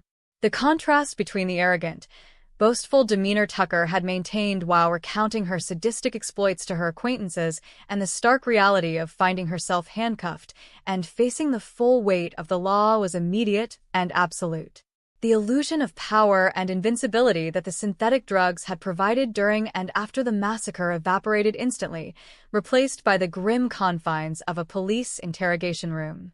During the subsequent processing, the detectives observed the demeanor of the suspects, noting the lingering physical toll of their prolonged drug binges and the sudden, sobering realization that their actions had finally caught up with them. The arrest marked the definitive closing of the first major chapter of this dark saga, transitioning the narrative from a horrifying mystery played out in the shadows of the Houston underworld into a formal, legal reckoning that would soon unfold under the blinding lights of a Texas courtroom. The community, still reeling from the sheer barbarity of the pickaxe murders, breathed a cautious sigh of relief knowing that the individuals responsible were finally behind bars, yet the heavy shadow of what had transpired in that apartment continued to linger, casting a dark pall over everyone who had been touched by the tragedy. The evidence collected, ranging from the physical traces left at the bloody scene to the incriminating statements uttered by Tucker herself, was systematically organized by prosecutors who recognized that they were holding the keys to securing justice for Jerry Lynn Dean and Deborah Thornton. The stage was now set for a trial that would not only examine the grim facts of a double homicide but would also force the judicial system to confront the darkest extremes of human behavior, setting into motion a complex legal and moral journey that would ultimately culminate in historic, unprecedented consequences for the state of Texas. The courtroom trials of Karla Faye Tucker and Danny Garrett would ultimately serve as the formal theater in which the grim, unvarnished horrors of that June night were laid bare before the citizens of Houston and the judicial system of the state of Texas. As the legal proceedings commenced, the atmosphere within the courthouse was thick with a tense, palpable dread, charged with the community's collective outrage and an insatiable demand for absolute accountability. Prosecutors entered the courtroom armed with an overwhelming arsenal of evidence, meticulously gathered from the blood-spattered apartment and reinforced by the devastating testimony of those who had heard Tucker's chilling boasts. The legal strategy was clear and uncompromising, to present the double homicide not merely as a tragic byproduct of a botched robbery, but as an execution characterized by calculated, sadistic brutality that demonstrated a total forfeiture of the right to live within civilized society. The state laid out the forensic narrative step by step, guiding the judge and jury through the harrowing timeline of the assaults. They detailed how Danny Garrett had initiated the violence with a heavy hammer, systematically disabling Jerry Lynn Dean, before Carla Faye Tucker escalated the carnage to a level of unprecedented barbarism with a heavy iron pickaxe. The physical evidence presented was staggering in its horrific specificity, ranging from the detailed medical examiner reports outlining the 28 distinct wounds inflicted upon Deborah Thornton to the photographs of the murder weapon still wedged upright in the victim's chest cavity. Every piece of physical data corroborated the prosecution's central argument that the killings were executed with a deliberate, prolonged ferocity that transcended the chaotic impulses of drug addiction and entered the darkest realms of conscious, depraved malice. Throughout the presentation of the state's case, the defense faced an insurmountable challenge. The sheer weight of the forensic evidence, combined with the damning statements Tucker had recklessly made to her brother and acquaintances regarding the sexual gratification she experienced while wielding the pickaxe, left very little room for traditional legal maneuvers or claims of innocence. The defense attorney sought to contextualize the horrific nature of the crimes by highlighting the defendant's severe, long-term entanglement with heavy synthetic narcotics, emphasizing how a multi-day binge of phencyclidine and methamphetamine had thoroughly warped their cognitive functions, destroyed their impulse control, and plunged them into a state of profound psychosis, where the boundaries of reality and morality were entirely obliterated. They argued that the actions committed on that fateful night were the desperate, irrational outputs of minds heavily damaged by chronic substance abuse and early life trauma, hoping to sway the jury toward leniency or a lesser conviction by framing the perpetrators as broken victims of an unforgiving underground drug culture. However, this line of defense struggled to gain traction against the sheer visual and emotional impact of the crime scene evidence and the deeply unsettling admissions of pleasure voiced by Tucker herself. A jury composed of ordinary citizens, confronted with the gruesome reality of 28 pickaxe wounds and a weapon left embedded in a human chest, found it nearly impossible to reconcile the mitigating arguments of drug-induced psychosis with the cold, calculated sadism demonstrated in the aftermath of the murders. The legal arguments unfolded against a backdrop of intense media scrutiny, transforming the trial into a focal point for public discussions regarding crime, punishment, and the limits of human empathy in the face of extraordinary violence. When the trials finally reached their inevitable conclusions, the verdicts delivered by the judicial system left no room for ambiguity or mercy. Both Carla Faye Tucker and Danny Garrett were formally found guilty on multiple counts of capital murder, a designation that carried the most severe penalties prescribed by the laws of Texas. In a state renowned for its strict adherence to capital punishment, the nature of the crimes, marked by premeditated intent during the commission of a burglary, extreme physical cruelty, and a complete absence of remorse, made the imposition of the death penalty seem almost mathematically certain to the legal observers tracking the case. The judges presiding over the proceedings formally sentenced both Tucker and Garrett to death by execution, sealing their fates within the grim corridors of the Texas penal system. For Danny Garrett, the journey through the appellate courts would be cut short by the natural progression of time and failing health. While sitting on death row and awaiting the execution of his sentence, Garrett contracted a severe illness, specifically liver cancer, which steadily eroded his physical vitality until he passed away behind bars in 1997, evading the final legal needle but remaining permanently bound to the infamy of the crime. Carla Faye Tucker, on the other hand, survived the initial decades of her incarceration, entering a lengthy, transformative period within the confines of the women's prison system that would eventually thrust her name onto the global stage, turning her case from a local tragedy into an international flashpoint for the debate surrounding capital punishment, human redemption, and the execution of female offenders in modern America. The years following her sentencing marked a profound, highly publicized psychological and spiritual evolution for Carla Faye Tucker, creating a stark dichotomy between the unrepentant, boastful killer of 1983 and the soft-spoken, devout Christian inmate she would become behind the heavy steel doors of the prison. Stripped of the synthetic narcotics that had fueled her destructive lifestyle and clouded her judgment for nearly a decade, Tucker underwent a radical transformation during her time on death row. She immersed herself heavily in religious studies. Twenbo declared that she had fully embraced Christianity, found personal salvation, and experienced deep, agonizing remorse for the unspeakable horrors she had inflicted upon Jerry Lynn Dean and Deborah Thornton. Her prison record reflected this sweeping behavioral change. She became a model inmate, avoiding conflict, offering comfort and guidance to fellow prisoners, and developing a reputation for peacefulness and profound spiritual sincerity that impressed many of the correctional officers and prison chaplains who interacted with her on a daily basis. This stark metamorphosis did not go unnoticed by the outside world. As the execution date slowly drew closer with the methodical ticking of the judicial clock, a broad coalition of religious leaders, human rights organizations, international legal scholars, and even some members of the victims' extended families began to rally around Tucker, arguing that her profound rehabilitation demonstrated the fundamental capacity of a human soul to change, and asserting that executing a transformed, remorseful woman served no valid retributive or deterrent purpose. The public debate intensified into a fierce national culture war, pitting those who demanded absolute adherence to the retributive justice of the death penalty against those who advocated for mercy, clemency, and the recognition of human redemption within the penal system. Despite the mounting international pressure, the appeals for clemency, and the unprecedented chorus of voices calling for her sentence to be commuted to life imprisonment, the institutional machinery of the Texas legal system remained steadfastly unmoved by arguments of spiritual transformation. The courts systematically rejected every legal challenge and appeal brought forward by Tucker's defense team, maintaining that the horrific nature of the double homicide, characterized by the extreme brutality of the hammer and the 28 pickaxe wounds, permanently outweighed any subsequent rehabilitation achieved within the protected environment of a prison cell. The case eventually made its way to the highest levels of executive review, placing the ultimate decision squarely in the hands of the governor of Texas and the state's Board of Pardons and Paroles.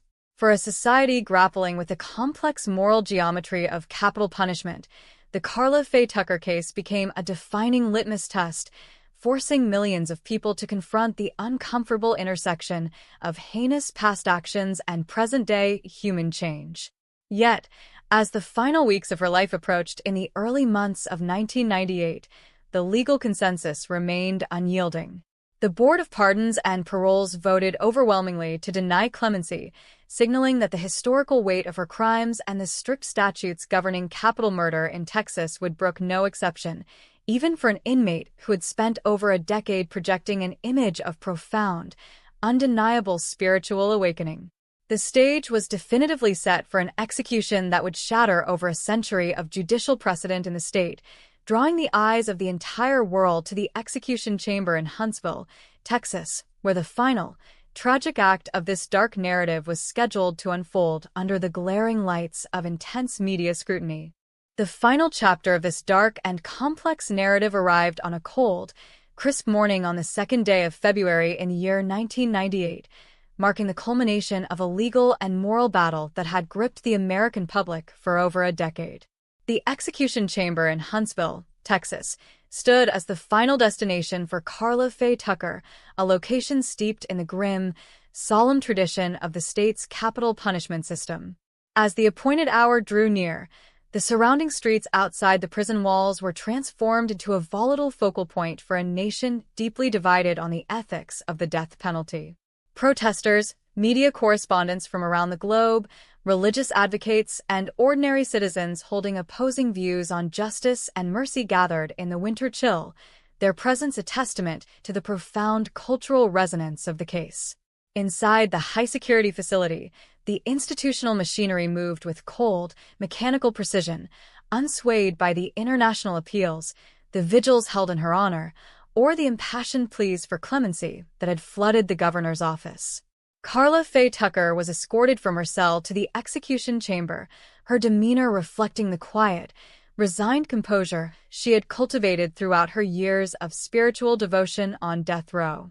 She was strapped to the gurney, surrounded by witnesses, corrections officials, and representatives of the legal system who had overseen her decade-long journey from an unrepentant, drug-addicted killer to a devout, remorseful inmate pleading for her life to be spared. As the lethal substances began to flow through the intravenous lines, ending her life at the age of 38, Tucker became a permanent fixture in the annals of American legal history, shattering a silence that had stretched back over a century. With her execution, she achieved a grim historical milestone, becoming the very first woman to be put to death by the state of Texas since 1863, and only the second female offender executed in the United States since the reinstatement of capital punishment in 1976. The lethal injection brought an end to her physical existence, but it immediately opened the floodgates for a nationwide, enduring reflection on the true purpose of the justice system, the complex interplay between heinous past behavior and genuine human redemption, and the deeply troubling question of whether the state possesses the moral authority to extinguish a life that has undergone a profound, verifiable transformation behind bars. The immediate aftermath of the execution sent powerful, discordant shockwaves across the country, crystallizing the deep moral chasm that separates proponents of retributive justice from advocates of restorative mercy. For the families of Jerry Lynn Dean and Deborah Thornton, the execution represented a long-delayed, necessary closure, a final acknowledgement of the irreplaceable loss they had suffered 15 years prior, when two innocent lives were brutally snuffed out by an unimaginable act of violence. To these grieving relatives, the arguments surrounding Tucker's religious conversion and her model behavior as a prisoner rang hollow when weighed against the horrifying memories of the crime scene, the 28 pickaxe wounds inflicted upon Deborah Thornton, and the chilling boasts Tucker had made in the wake of the slaughter. They maintained that no amount of spiritual enlightenment or time spent in prayer could ever erase the sheer, unadulterated terror and agony experienced by the victims in their final moments, arguing that true justice demanded an absolute, unyielding parity between the magnitude of the crime and the severity of the punishment. Conversely, the supporters who had fought so passionately for her commutation saw the execution as a tragic, monumental failure of institutional mercy and a profound moral indictment of a system built purely on vengeance rather than rehabilitation. To them, Tucker stood as living proof that human beings, even those who have sunk to the absolute depths of depravity under the corrosive influence of severe trauma and synthetic narcotics, retain the capacity to change, to seek forgiveness, and to contribute positively to the world around them, making her execution not an act of justice, but a tragic waste of a rehabilitated human soul. This fierce ideological divide ensured that the echoes of her death would reverberate far beyond the borders of Texas, influencing legal discourse, religious philosophy, and political debates regarding the ethics of capital punishment for decades to come, leaving a legacy defined by an unresolved tension between the demand for accountability and the profound human desire for grace. Beyond the polarized debates over the death penalty, the case of Karla Faye Tucker serves as a deeply harrowing sociological and psychological study of how unchecked substance abuse, systemic neglect, and early life trauma can converge to create a pathway toward unimaginable horror. When we trace the trajectory of her life from a vulnerable 14-year-old school dropout navigating the harsh, transactional realities of the streets to a drug-addicted sex worker caught in a toxic relationship, we witness the gradual, systematic erosion of the human conscience. The multi-day binges of phencyclidine and methamphetamine did not merely alter her mood. They fundamentally dismantled her cognitive architecture, stripping away her capacity for empathy, moral reasoning, and self-preservation, replacing those essential human traits with a volatile, aggressive psychosis that made the horrific events of June 13, 1983, possible. The crime itself stands as a stark reminder of the dark, subterranean worlds that exist parallel to normal civilized society, where human life can be violently extinguished over petty grievances and material possessions like a motorcycle. Yet, the duality of her existence, the immense, brutal savagery of the young woman who wielded the heavy pickaxe versus the quiet, remorseful inmate who spent her final years seeking spiritual redemption, forces society to confront uncomfortable questions about the permanence of human evil and the true meaning of personal transformation. It challenges us to look beyond the simplistic black and white narratives of good and evil that so often dominate true crime discourse, urging a deeper examination of the complex, fragile factors that shape human behavior and drive individuals across the fatal threshold from everyday life into the darkest chapters of criminal history. The enduring resonance of this tragic saga also lies in the profound, irreplaceable devastation left in the wake of the violence, ensuring that the human faces of the victims are never entirely overshadowed by the notoriety of the perpetrators. Jerry Lynn Dean and Deborah Thornton were not merely footnotes in a sensationalized true crime story. They were real people with their own complex lives, personal struggles, and futures that were violently and permanently stolen from them in the quiet darkness of a Houston apartment. Jerry was a young man attempting to navigate his life, whose private sanctuary was shattered by a lethal combination of misplaced vengeance and drug-fueled madness. Deborah was an unintended casualty, a woman who simply made the fatal mistake of being in the wrong place at the worst possible moment, enduring unimaginable terror before her life was extinguished by 28 merciless blows of a heavy agricultural tool. Their memories deserve to be remembered not just through the lens of the horrific manner of their deaths, but as innocent human beings whose fundamental right to exist was brutally revoked by individuals who had completely abandoned their humanity. The grief experienced by their families did not dissipate with the passage of time or the administration of the lethal injection in Huntsville.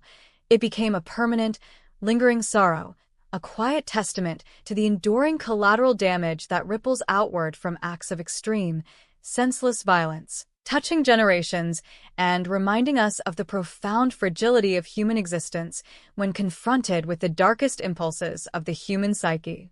As the years continue to pass and the details of the 1983 Houston axe murders fade from the immediate forefront of public consciousness into the broader historical archive of American crime, the case remains an indelible landmark that continues to provoke intense analysis, debate, and reflection. It forces legal scholars, criminologists, and ethicists to continually reevaluate the efficacy, morality, and systemic application of the death penalty, particularly when dealing with offenders whose lives present profound paradoxes of severe trauma, extraordinary brutality, and subsequent spiritual transformation.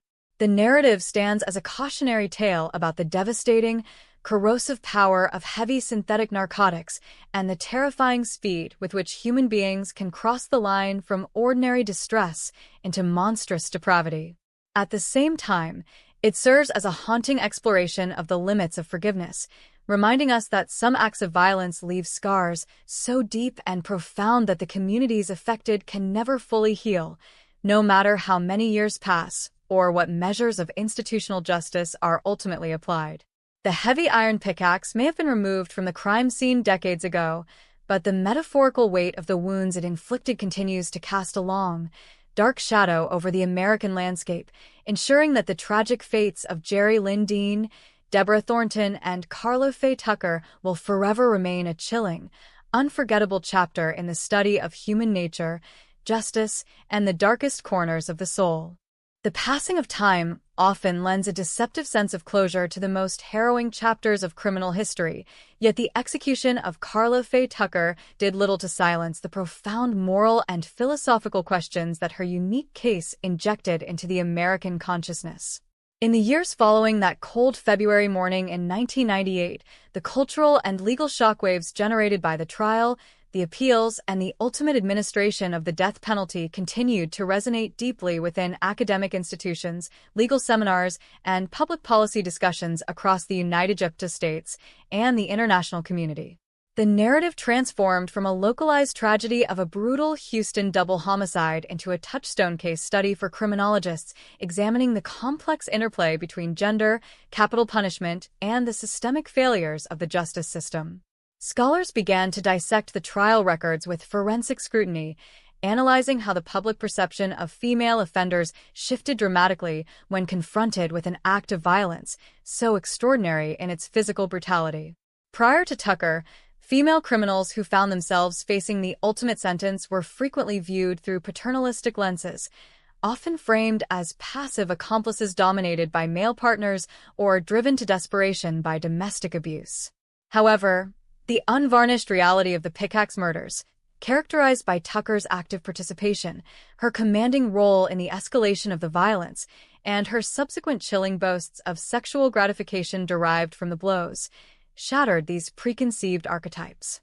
It forced a reluctant society to acknowledge that women are just as capable of unmitigated sadism and calculated brutality as their male counterparts, a realization that fundamentally altered the prosecutorial landscape and reshaped how juries evaluated female defendants in capital cases for decades to come.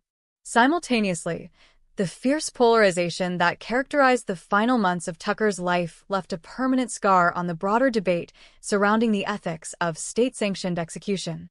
The stark dichotomy between the horrific nature of the crimes she committed in 1983 and the peaceful, deeply devout Christian persona she projected on death row created an ethical dilemma that defied easy resolution. For opponents of capital punishment, the execution became a symbol of institutional rigidity and moral failure, a tragic demonstration of a penal system more focused on cold retribution than on the possibility of genuine human redemption and spiritual rehabilitation. They argued that if a human being could undergo such a complete and verifiable internal transformation, abandoning the destructive addictions that fueled their psychosis, dedicating their remaining years to helping others, and expressing deep, agonizing remorse, the decision of the state to extinguish that life stripped capital punishment of any civilized justification, reducing it to an act of state-sponsored vengeance. Conversely, proponents of the death penalty viewed the intense advocacy surrounding Tucker's clemency as a dangerous emotional distraction from the objective gravity of her actions. They maintained that focusing on a prisoner's subsequent religious awakening or model institutional behavior fundamentally disrespects the victims and undermines the deterrent purpose of the law. From this perspective, allowing a convicted murderer to escape the ultimate consequence simply because they found religion in a controlled, stress-free prison environment would establish a perilous precedent, suggesting that the passage of time and the acquisition of faith could retroactively nullify the terror and agony inflicted upon innocent victims who were denied any such opportunity for grace or redemption. This deep ideological chasm ensured that the Karla Faye Tucker case would be repeatedly invoked in legislative chambers and Supreme Court arguments whenever the constitutionality and morality of the death penalty came under judicial review. Beyond the courtroom and the legislative debates, the legacy of this tragic saga endures as a sobering cautionary tale about the devastating, corrosive power of heavy synthetic narcotics and the profound vulnerability of individuals caught in the downward spiral of systemic neglect and early life trauma. The multi-day binges of phencyclidine and methamphetamine that consumed Tucker and Danny Garrett in the days leading up to the murders served as a terrifying demonstration of how chemical substances can completely dismantle the human cognitive architecture, stripping away empathy, moral reasoning, and self-preservation in favor of a volatile, aggressive psychosis. Criminologists and mental health professionals who have studied the case often point to Tucker's trajectory as an extreme yet illuminating example of how a society's failure to protect and guide vulnerable adolescents can ultimately manifest in catastrophic public violence. Dropping out of school at 14 and plunging directly into the brutal underworld of prostitution and severe addiction created a psychological foundation entirely devoid of stability, leaving her uniquely susceptible to the toxic synergy of isolation, grievance, and heavy drug use. The tragedy underscores the urgent necessity for comprehensive intervention programs, mental health support, and addiction treatment infrastructure, reminding policymakers that ignoring the subterranean struggles of marginalized populations frequently carries a catastrophic societal cost. When the safety nets fail completely, individuals like Tucker and Garrett do not merely suffer in silence. They become walking time bombs, capable of unleashing unspeakable horrors upon innocent people who happen to cross their path in the dark. Furthermore, the enduring resonance of the 1983 Houston murders lies in the steadfast preservation of the human dignity of the victims, ensuring that Jerry Lynn Dean and Deborah Thornton are never reduced to mere statistical footnotes in a sensationalized true crime retrospective. In the decades following the tragedy, the sensationalized details of the pickaxe and the courtroom dramas frequently dominated media retellings, yet the fundamental tragedy remains rooted in the abrupt, violent erasure of two innocent lives.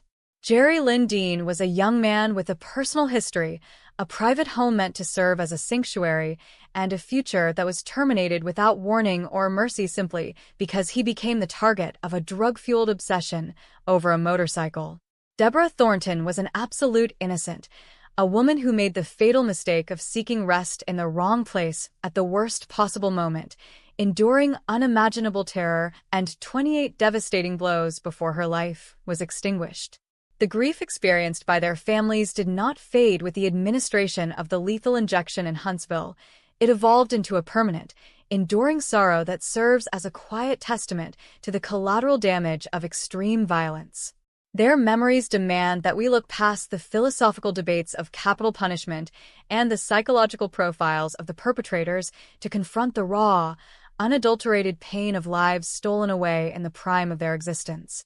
This human-centric focus ensures that the true weight of the tragedy is never lost beneath the layers of legal precedent and sociological analysis.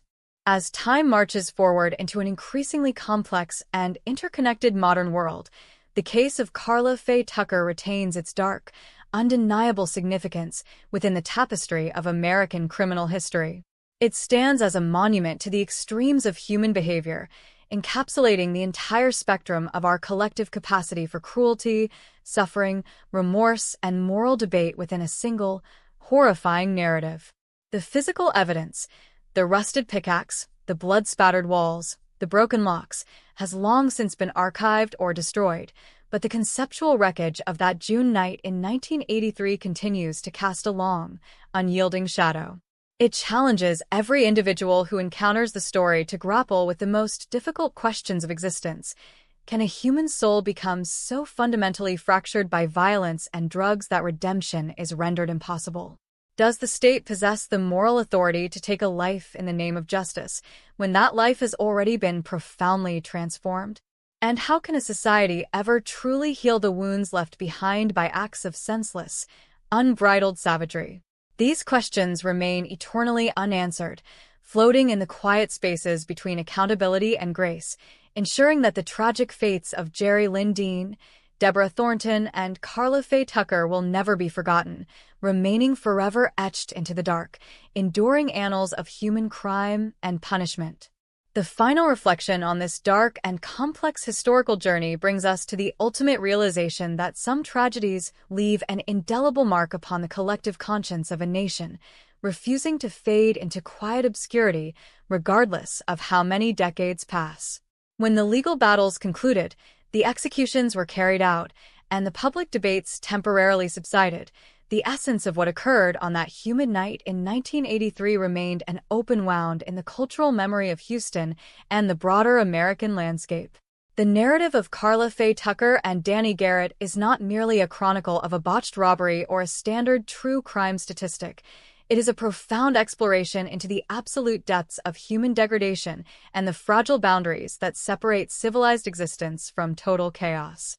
The multi-day binges of phencyclidine and methamphetamine acted as catalysts for a complete dissolution of moral restraint, proving with terrifying clarity how chemical substances can strip away every vestige of empathy and transform ordinary individuals into agents of unimaginable devastation. The image of the heavy, rusted pickaxe left wedged deep within the sternum of Deborah Thornton serves as a permanent, macabre symbol of the sheer brutality that can erupt when a society fails to address the root causes of systemic trauma, addiction, and marginalization. It is a stark reminder that the underworld of violent crime is not governed by rational logic, but by the volatile, unpredictable whims of minds entirely unmoored from reality, where a petty grievance over a motorcycle can escalate into a double homicide of staggering proportions. Yet, beyond the horrifying mechanics of the murders and the chilling confessions of sexual gratification that followed, the legacy of this case forces us to continuously wrestle with the most difficult and uncomfortable ethical dilemmas of our time. The transformation of Karla Faye Tucker from an unrepentant, drug-addicted killer into a deeply devout, peaceful inmate on death row created a philosophical schism that has yet to be reconciled within our legal and moral frameworks. It challenges the foundational principles of retributive justice by forcing society to confront a living paradox. Can a human being who has committed an act of unspeakable, monstrous cruelty truly achieve redemption? And if so, does the state retain the moral legitimacy to execute a person who no longer exists in the state of mind that committed the crime? For the families of Jerry Lynn Dean and Deborah Thornton, the answer has always remained rooted in the immutable gravity of the initial offense. To them, no amount of prayer, religious study, or institutional model behavior could ever retroactively cancel out the terror, pain, and absolute finality of the 28 pickaxe wounds inflicted upon an innocent woman who simply happened to be sleeping in the wrong place at the wrong time. Their grief stands as an unyielding wall against the tides of romanticized rehabilitation, reminding us that the primary obligation of a justice system is to honor the victims by ensuring absolute accountability, rather than indulging in the philosophical possibilities of a killer's spiritual awakening. Conversely, the passionate advocates who fought until the final moments of her life viewed her execution as a tragic, monumental failure of mercy, a dark reflection of a system more concerned with blood vengeance than with acknowledging the profound capacity for human change. This enduring tension ensures that the Karla Faye Tucker case will forever serve as a vital, haunting touchstone in the ongoing global debate surrounding the ethics, efficacy, and humanity of capital punishment. The sociological and criminological lessons embedded within this dark saga extend far beyond the execution chamber in Huntsville, acting as a permanent cautionary tale about the systemic failures that allow vulnerable individuals to descend into the abyss of severe addiction and criminal depravity. When we examine Tucker's trajectory, dropping out of school at the tender age of 14, plunging directly into the brutal, transactional realities of prostitution and street life, and eventually becoming entirely consumed by a toxic cocktail of synthetic neurotoxins, we see a clear, heartbreaking blueprint of societal neglect. The tragedy underscores the desperate, urgent necessity for comprehensive intervention programs, accessible mental health support, and robust addiction treatment infrastructure that can catch young people before they slip permanently through the cracks of the social safety net. When a community ignores the subterranean struggles of its most vulnerable populations, it inadvertently fosters the conditions in which extreme violence can flourish, creating an environment where human life is cheapened to the point that a petty dispute can result in the total annihilation of multiple lives. The investigators, forensic specialists, and prosecutors who worked tirelessly to bring the perpetrators to justice understood the gravity of their task, recognizing that they were not merely solving a localized crime, but establishing a legal boundary against the encroachment of lawless savagery. Yet, even as the files were closed and the legal precedents were firmly established, the psychological fallout of the investigation continued to linger among those who witnessed the horrors of the crime scene firsthand, reminding us that the collateral damage of such extreme violence extends deep into the ranks of the professionals tasked with cleaning up the wreckage of human depravity. Equally important in the final accounting of this historical narrative is the steadfast preservation of the human dignity and memory of the victims, ensuring that Jerry Lynn Dean and Deborah Thornton are never eclipsed by the dark notoriety of the individuals who ended their lives. In the relentless retelling of true crime media, there is a dangerous tendency to elevate the perpetrators to a position of morbid fascination, dissecting their psychology, their courtrooms dramas, and their eventual fates while relegating the victims to the status of passive props in a macabre play. We must consciously resist this distortion. Jerry Lynn Dean was a young man with a distinct personal history, a private home that should have guaranteed absolute safety, and a future that was violently stolen away without warning or mercy. Deborah Thornton was an absolute innocent, a woman who made the fatal mistake of seeking rest in a stranger's apartment, enduring a level of unimaginable terror and physical trauma that defies all basic human decency.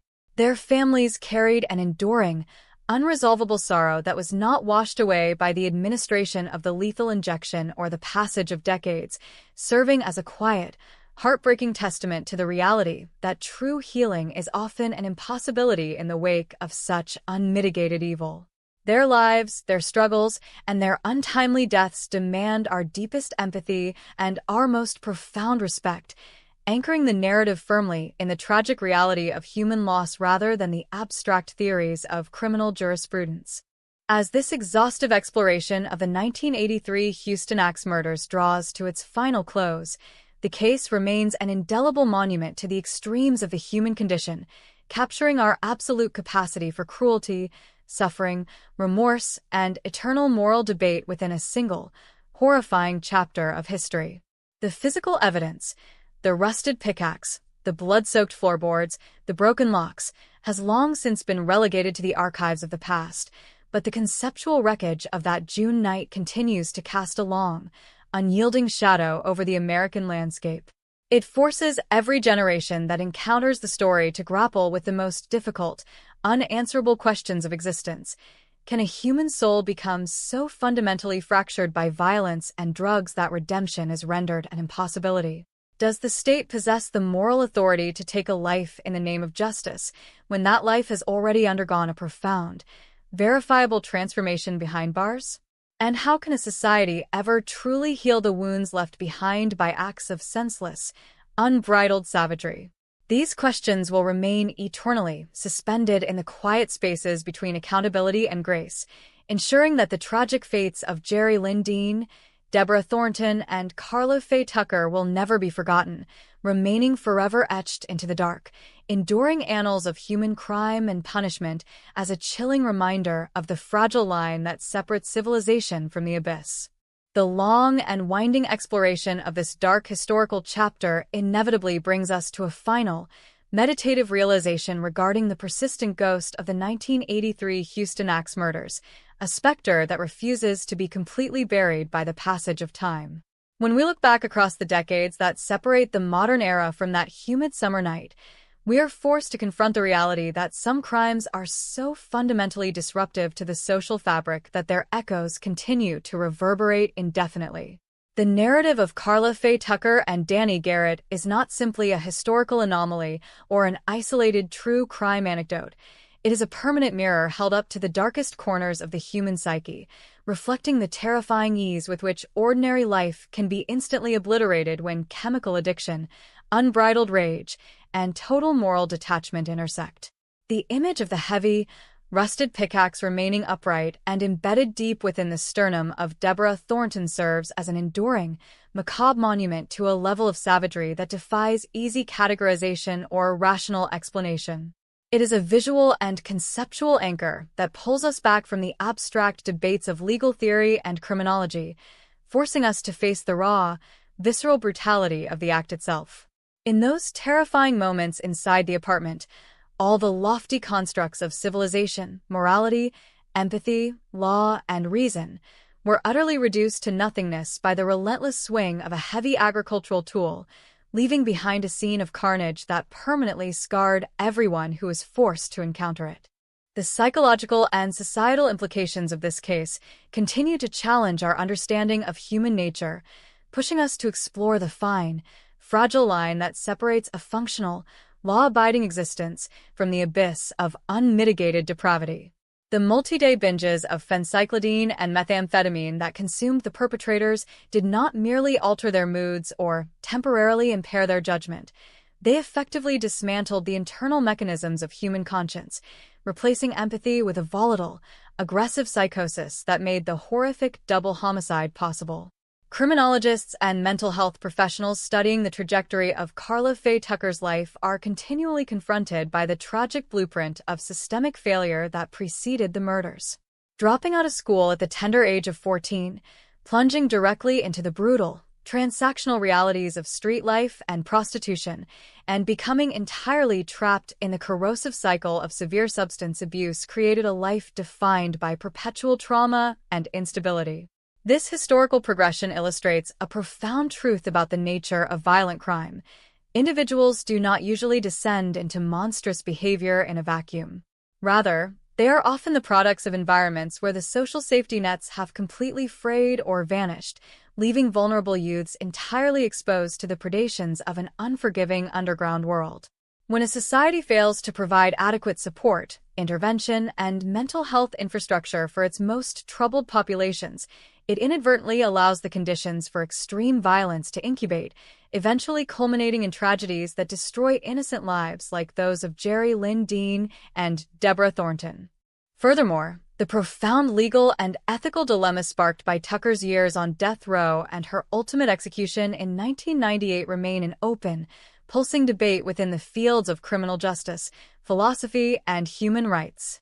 The central paradox of her case, the stark chasm separating the unrepentant, boastful killer of 1983 from the deeply devout, peaceful, and remorseful Christian inmate of the late 1990s, forces a continuous re-examination of the core purpose of penal systems. Does the justice system exist primarily to exact retributive punishment, ensuring an unyielding eye-for-an-eye parity between the magnitude of a crime and the severity of the state's response, or should it maintain a framework capable of recognizing, accommodating, and honoring genuine human redemption and spiritual transformation? For the families of the victims, this philosophical debate often feels abstract and deeply painful, threatening to minimize the irreplaceable loss they suffered by shifting the focus onto the rehabilitation of the person who caused it. To them, the 28 pickaxe wounds inflicted upon Deborah Thornton and the violent termination of Jerry Lynn Dean's life created a debt so absolute that no amount of prayer, peaceful prison behavior, or religious study could ever truly balance the scales. Their steadfast demand for accountability stands as an unmovable pillar, reminding us that true closure is frequently an unattainable illusion for those left behind in the wake of extreme, senseless violence. Conversely, the passionate advocates who fought tirelessly for clemency viewed her execution as a tragic failure of mercy, a stark manifestation of a system more driven by institutional blood vengeance than by the compassionate recognition of a transformed human soul. This unresolved tension ensures that the Karla Faye Tucker case will remain a vital, frequently cited touchstone in every modern discussion concerning the morality, efficacy, and humanity of the death penalty.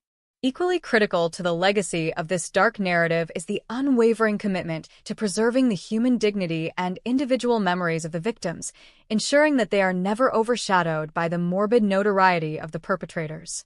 In the vast and often sensationalized landscape of true crime media, there is a constant, dangerous temptation to focus disproportionately on the psychology of the killers, the dramatic courtroom battles, and the philosophical implications of their punishments, while quietly relegating the victims to the background as mere symbols of a tragedy. We must consciously resist this distortion and remember Jerry Lynn Dean and Deborah Thornton as real, complex human beings whose lives possessed intrinsic value, aspirations, and deep personal connections. Jerry was a young man simply trying to navigate his existence in a sprawling Texan city, whose private home, a space meant to guarantee absolute safety and sanctuary, was violently breached by a drug-fueled obsession over a motorcycle. Deborah was an absolute innocent, a woman who made the fatal mistake of being in the wrong place at the wrong moment, subjected to unimaginable terror and unimaginable physical trauma before her life was extinguished in the dark. The grief carried by their families did not dissipate with the passage of time, the execution in Huntsville, or the publication of legal retrospectives. It became a permanent, quiet sorrow, a testament to the enduring collateral damage that ripples outward from acts of unbridled savagery. Their lives, their struggles, and their untimely deaths demand our deepest empathy and our most profound respect, anchoring the entire historical record firmly in the sobering reality of human loss. As we bring this extensive exploration of the 1983 Houston axe murders to its ultimate conclusion, the case stands as an indelible monument to the full, terrifying spectrum of the human condition, capturing our absolute capacity for cruelty, suffering, remorse, and eternal moral debate within a single, unforgettable chapter of history. The physical artifacts of the crime, the rusted pickaxe, the blood-spattered floors, the broken locks, have long since been archived or destroyed by the relentless march of time, but the conceptual wreckage of that June night continues to cast a long, unyielding shadow over the American landscape. It forces every generation that encounters the story to grapple with the most difficult, unanswerable questions of existence. Can a human soul become so fundamentally fractured by violence and drugs that redemption is rendered an absolute impossibility? Does the state possess the moral authority to take a life in the name of justice when that life has already undergone a profound, verifiable transformation behind bars? And how can a society ever truly heal the wounds left behind by acts of senseless, unbridled savagery?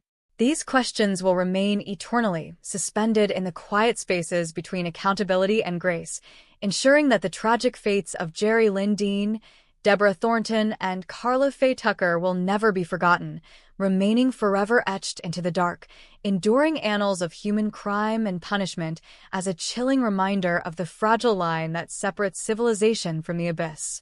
The final and concluding reflection upon this harrowing journey into the depths of human darkness brings us face to face with the ultimate, lingering presence of the 1983 Houston axe murders, a tragedy that has firmly anchored itself within the permanent archives of American criminal history. When we survey the vast expanse of time that separates the modern era from that suffocating summer night, it becomes abundantly clear that certain events possess a gravitational pull so intense that they refuse to be erased by the simple passage of years. The narrative of Carla Faye Tucker and Danny Garrett is not merely a dark anecdote from a bygone era of rising crime rates and booming oil economies. It is a profound and unsettling examination of the fragility of civilization itself, demonstrating how quickly the thin veneer of social order can be shattered when synthetic narcotics, unbridled rage, and total moral detachment converge in the shadows of a sleeping city. The image of the heavy, rusted pickaxe remaining upright and deeply embedded within the sternum of Deborah Thornton serves as a permanent, macabre monument to a level of calculated savagery that defies easy comprehension or psychological rationalization. It stands as a stark, uncompromising physical anchor that pulls us away from the comfortable abstractions of legal theory and criminology, forcing us to confront the raw, terrifying reality of the violence that was unleashed inside that apartment. In those horrific moments, all human empathy, law, and reason were utterly obliterated by the relentless swing of a heavy agricultural tool, leaving behind a scene of absolute carnage that permanently altered the lives of everyone connected to the case. The sociological and psychological dimensions of this case continue to challenge our fundamental understanding of how individuals descend into monstrous behavior, reminding us that extreme violence rarely erupts in a vacuum.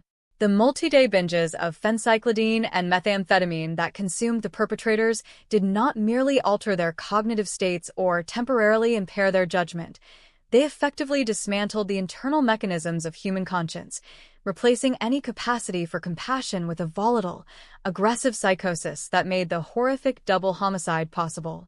When we examine Carla Faye Tucker's trajectory, dropping out of school at the vulnerable age of 14, plunging directly into the brutal, transactional realities of street life and prostitution, and becoming entirely trapped in the corrosive cycle of severe substance abuse, we see a tragic, unmistakable blueprint of systemic neglect. This historical progression illustrates a profound truth about the nature of violent crime. Individuals who commit such atrocities are frequently the products of environments where the social safety nets have completely frayed or vanished, leaving vulnerable youths entirely exposed to the predations of an unforgiving underground world. When a society fails to provide adequate support, intervention, and mental health infrastructure for its most troubled populations, it inadvertently allows the conditions for extreme violence to incubate, eventually culminating in tragedies that destroy innocent lives like those of Jerry Lynn Dean and Deborah Thornton, who simply crossed paths with the darkness at the worst possible moment. Furthermore, the profound legal and ethical dilemma sparked by Tucker's years on death row and her ultimate execution in 1998 remain an open, pulsing debate within the fields of criminal justice, philosophy, and human rights. The central paradox of her case, the stark chasm separating the unrepentant, boastful killer of 1983 from the deeply devout, peaceful, and remorseful Christian inmate of the late 1990s, forces a continuous re-examination of the core purpose of penal systems. Does the justice system exist primarily to exact retributive punishment, ensuring an unyielding eye-for-an-eye parity between the magnitude of a crime and the severity of the state's response? Or should it maintain a framework capable of recognizing, accommodating, and honoring genuine human redemption and spiritual transformation? For the families of the victims, this philosophical debate often feels abstract and deeply painful, threatening to minimize the irreplaceable loss they suffered by shifting the focus onto the rehabilitation of the person who caused it. To them, the 28 pickaxe wounds inflicted upon Deborah Thornton and the violent termination of Jerry Lynn Dean's life created a debt so absolute that no amount of prayer, peaceful prison behavior, or religious study could ever truly balance the scales. Their steadfast demand for accountability stands as an unmovable pillar, reminding us that true closure is frequently an unattainable illusion for those left behind in the wake of extreme, senseless violence. Conversely, the passionate advocates who fought tirelessly for clemency viewed her execution as a tragic failure of mercy, a stark manifestation of a system more driven by institutional blood vengeance than by the compassionate recognition of a transformed human soul.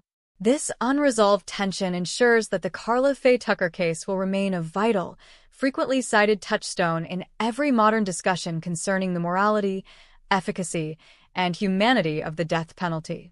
Equally critical to the legacy of this dark narrative is the unwavering commitment to preserving the human dignity and individual memories of the victims, ensuring that they are never overshadowed by the morbid notoriety of the perpetrators.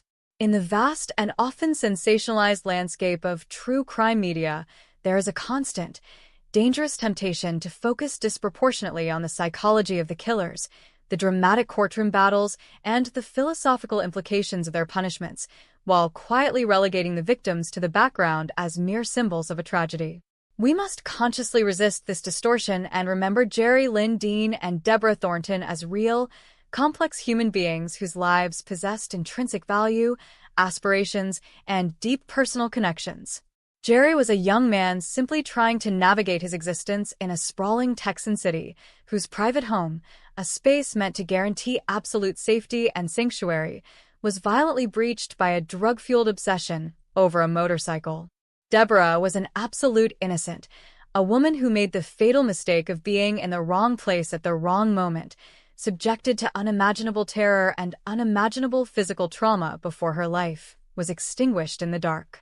The grief carried by their families did not dissipate with the passage of time, the execution in Huntsville, or the publication of legal retrospectives.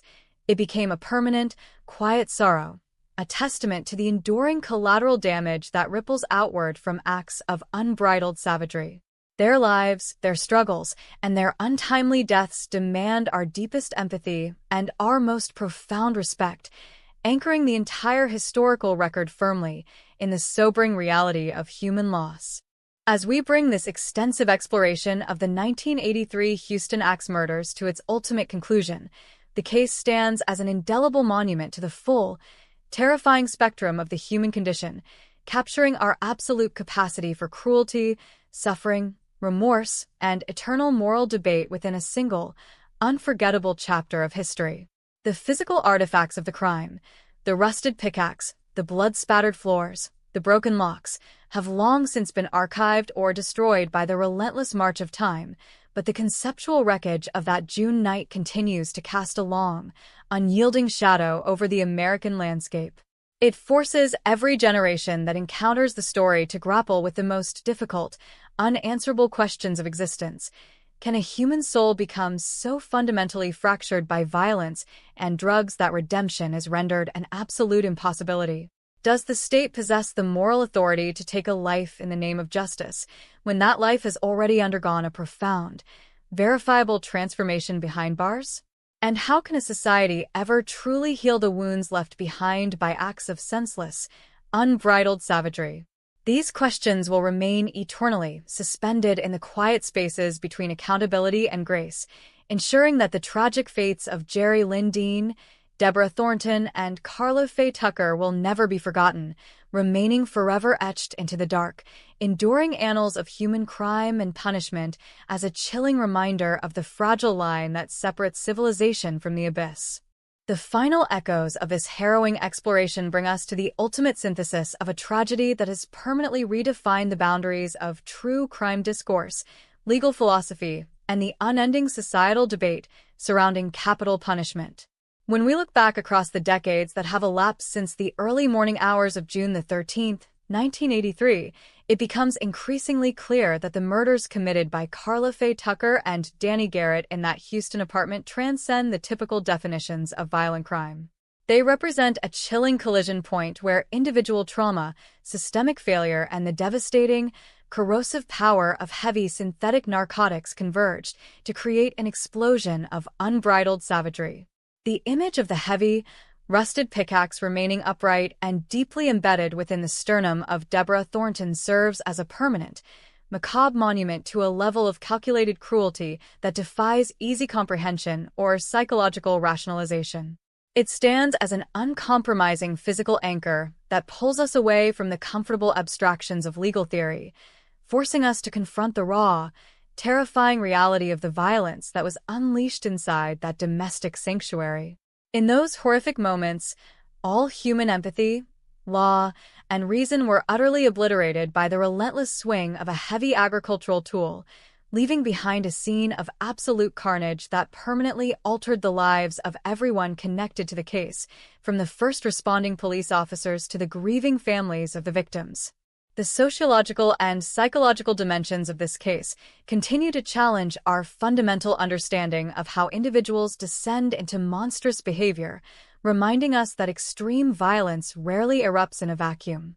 The multi-day binges of phencyclidine and methamphetamine that consumed the perpetrators did not merely alter their cognitive states or temporarily impair their judgment.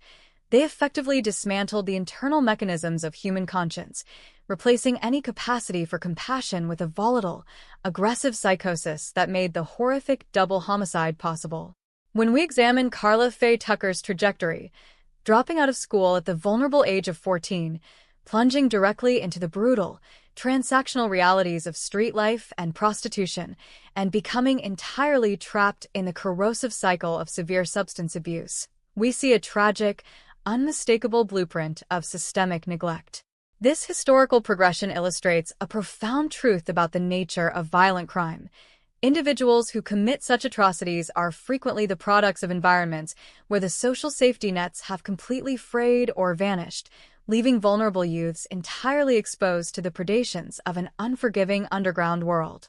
When a society fails to provide adequate support, intervention, and mental health infrastructure for its most troubled populations, it inadvertently allows the conditions for extreme violence to incubate, eventually culminating in tragedies that destroy innocent lives like those of Jerry Lynn Dean and Deborah Thornton, who simply crossed paths with the darkness at the worst possible moment.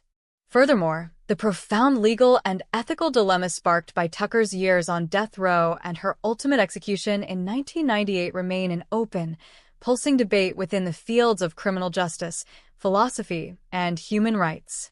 The central paradox of her case, the stark chasm separating the unrepentant, boastful killer of 1983 from the deeply devout, peaceful, and remorseful Christian inmate of the late 1990s, forces a continuous re-examination of the core purpose of penal systems. Does the justice system exist primarily to exact retributive punishment, ensuring an unyielding eye-for-an-eye parity between the magnitude of a crime and the severity of the state's response? Or should it maintain a framework capable of recognizing, accommodating, and honoring genuine human redemption and spiritual transformation? For the families of the victims, this philosophical debate often feels abstract and deeply painful, threatening to minimize the irreplaceable loss they suffered by shifting the focus onto the rehabilitation of the person who caused it. To them, the 28 pickaxe wounds inflicted upon Deborah Thornton and the violent termination of Jerry Lynn Dean's life created a debt so absolute that no amount of prayer, peaceful prison behavior, or religious study could ever truly balance the scales. Their steadfast demand for accountability stands as an unmovable pillar, reminding us that true closure is frequently an unattainable illusion for those left behind in the wake of extreme, senseless violence. Conversely, the passionate advocates who fought tirelessly for clemency viewed her execution as a tragic failure of mercy, a stark manifestation of a system more driven by institutional blood vengeance than by the compassionate recognition of a transformed human soul. This unresolved tension ensures that the Carla Faye Tucker case will remain a vital, frequently cited touchstone in every modern discussion concerning the morality, efficacy, and humanity of the death penalty. Equally critical to the legacy of this dark narrative is the unwavering commitment to preserving the human dignity and individual memories of the victims, ensuring that they are never overshadowed by the morbid notoriety of the perpetrators.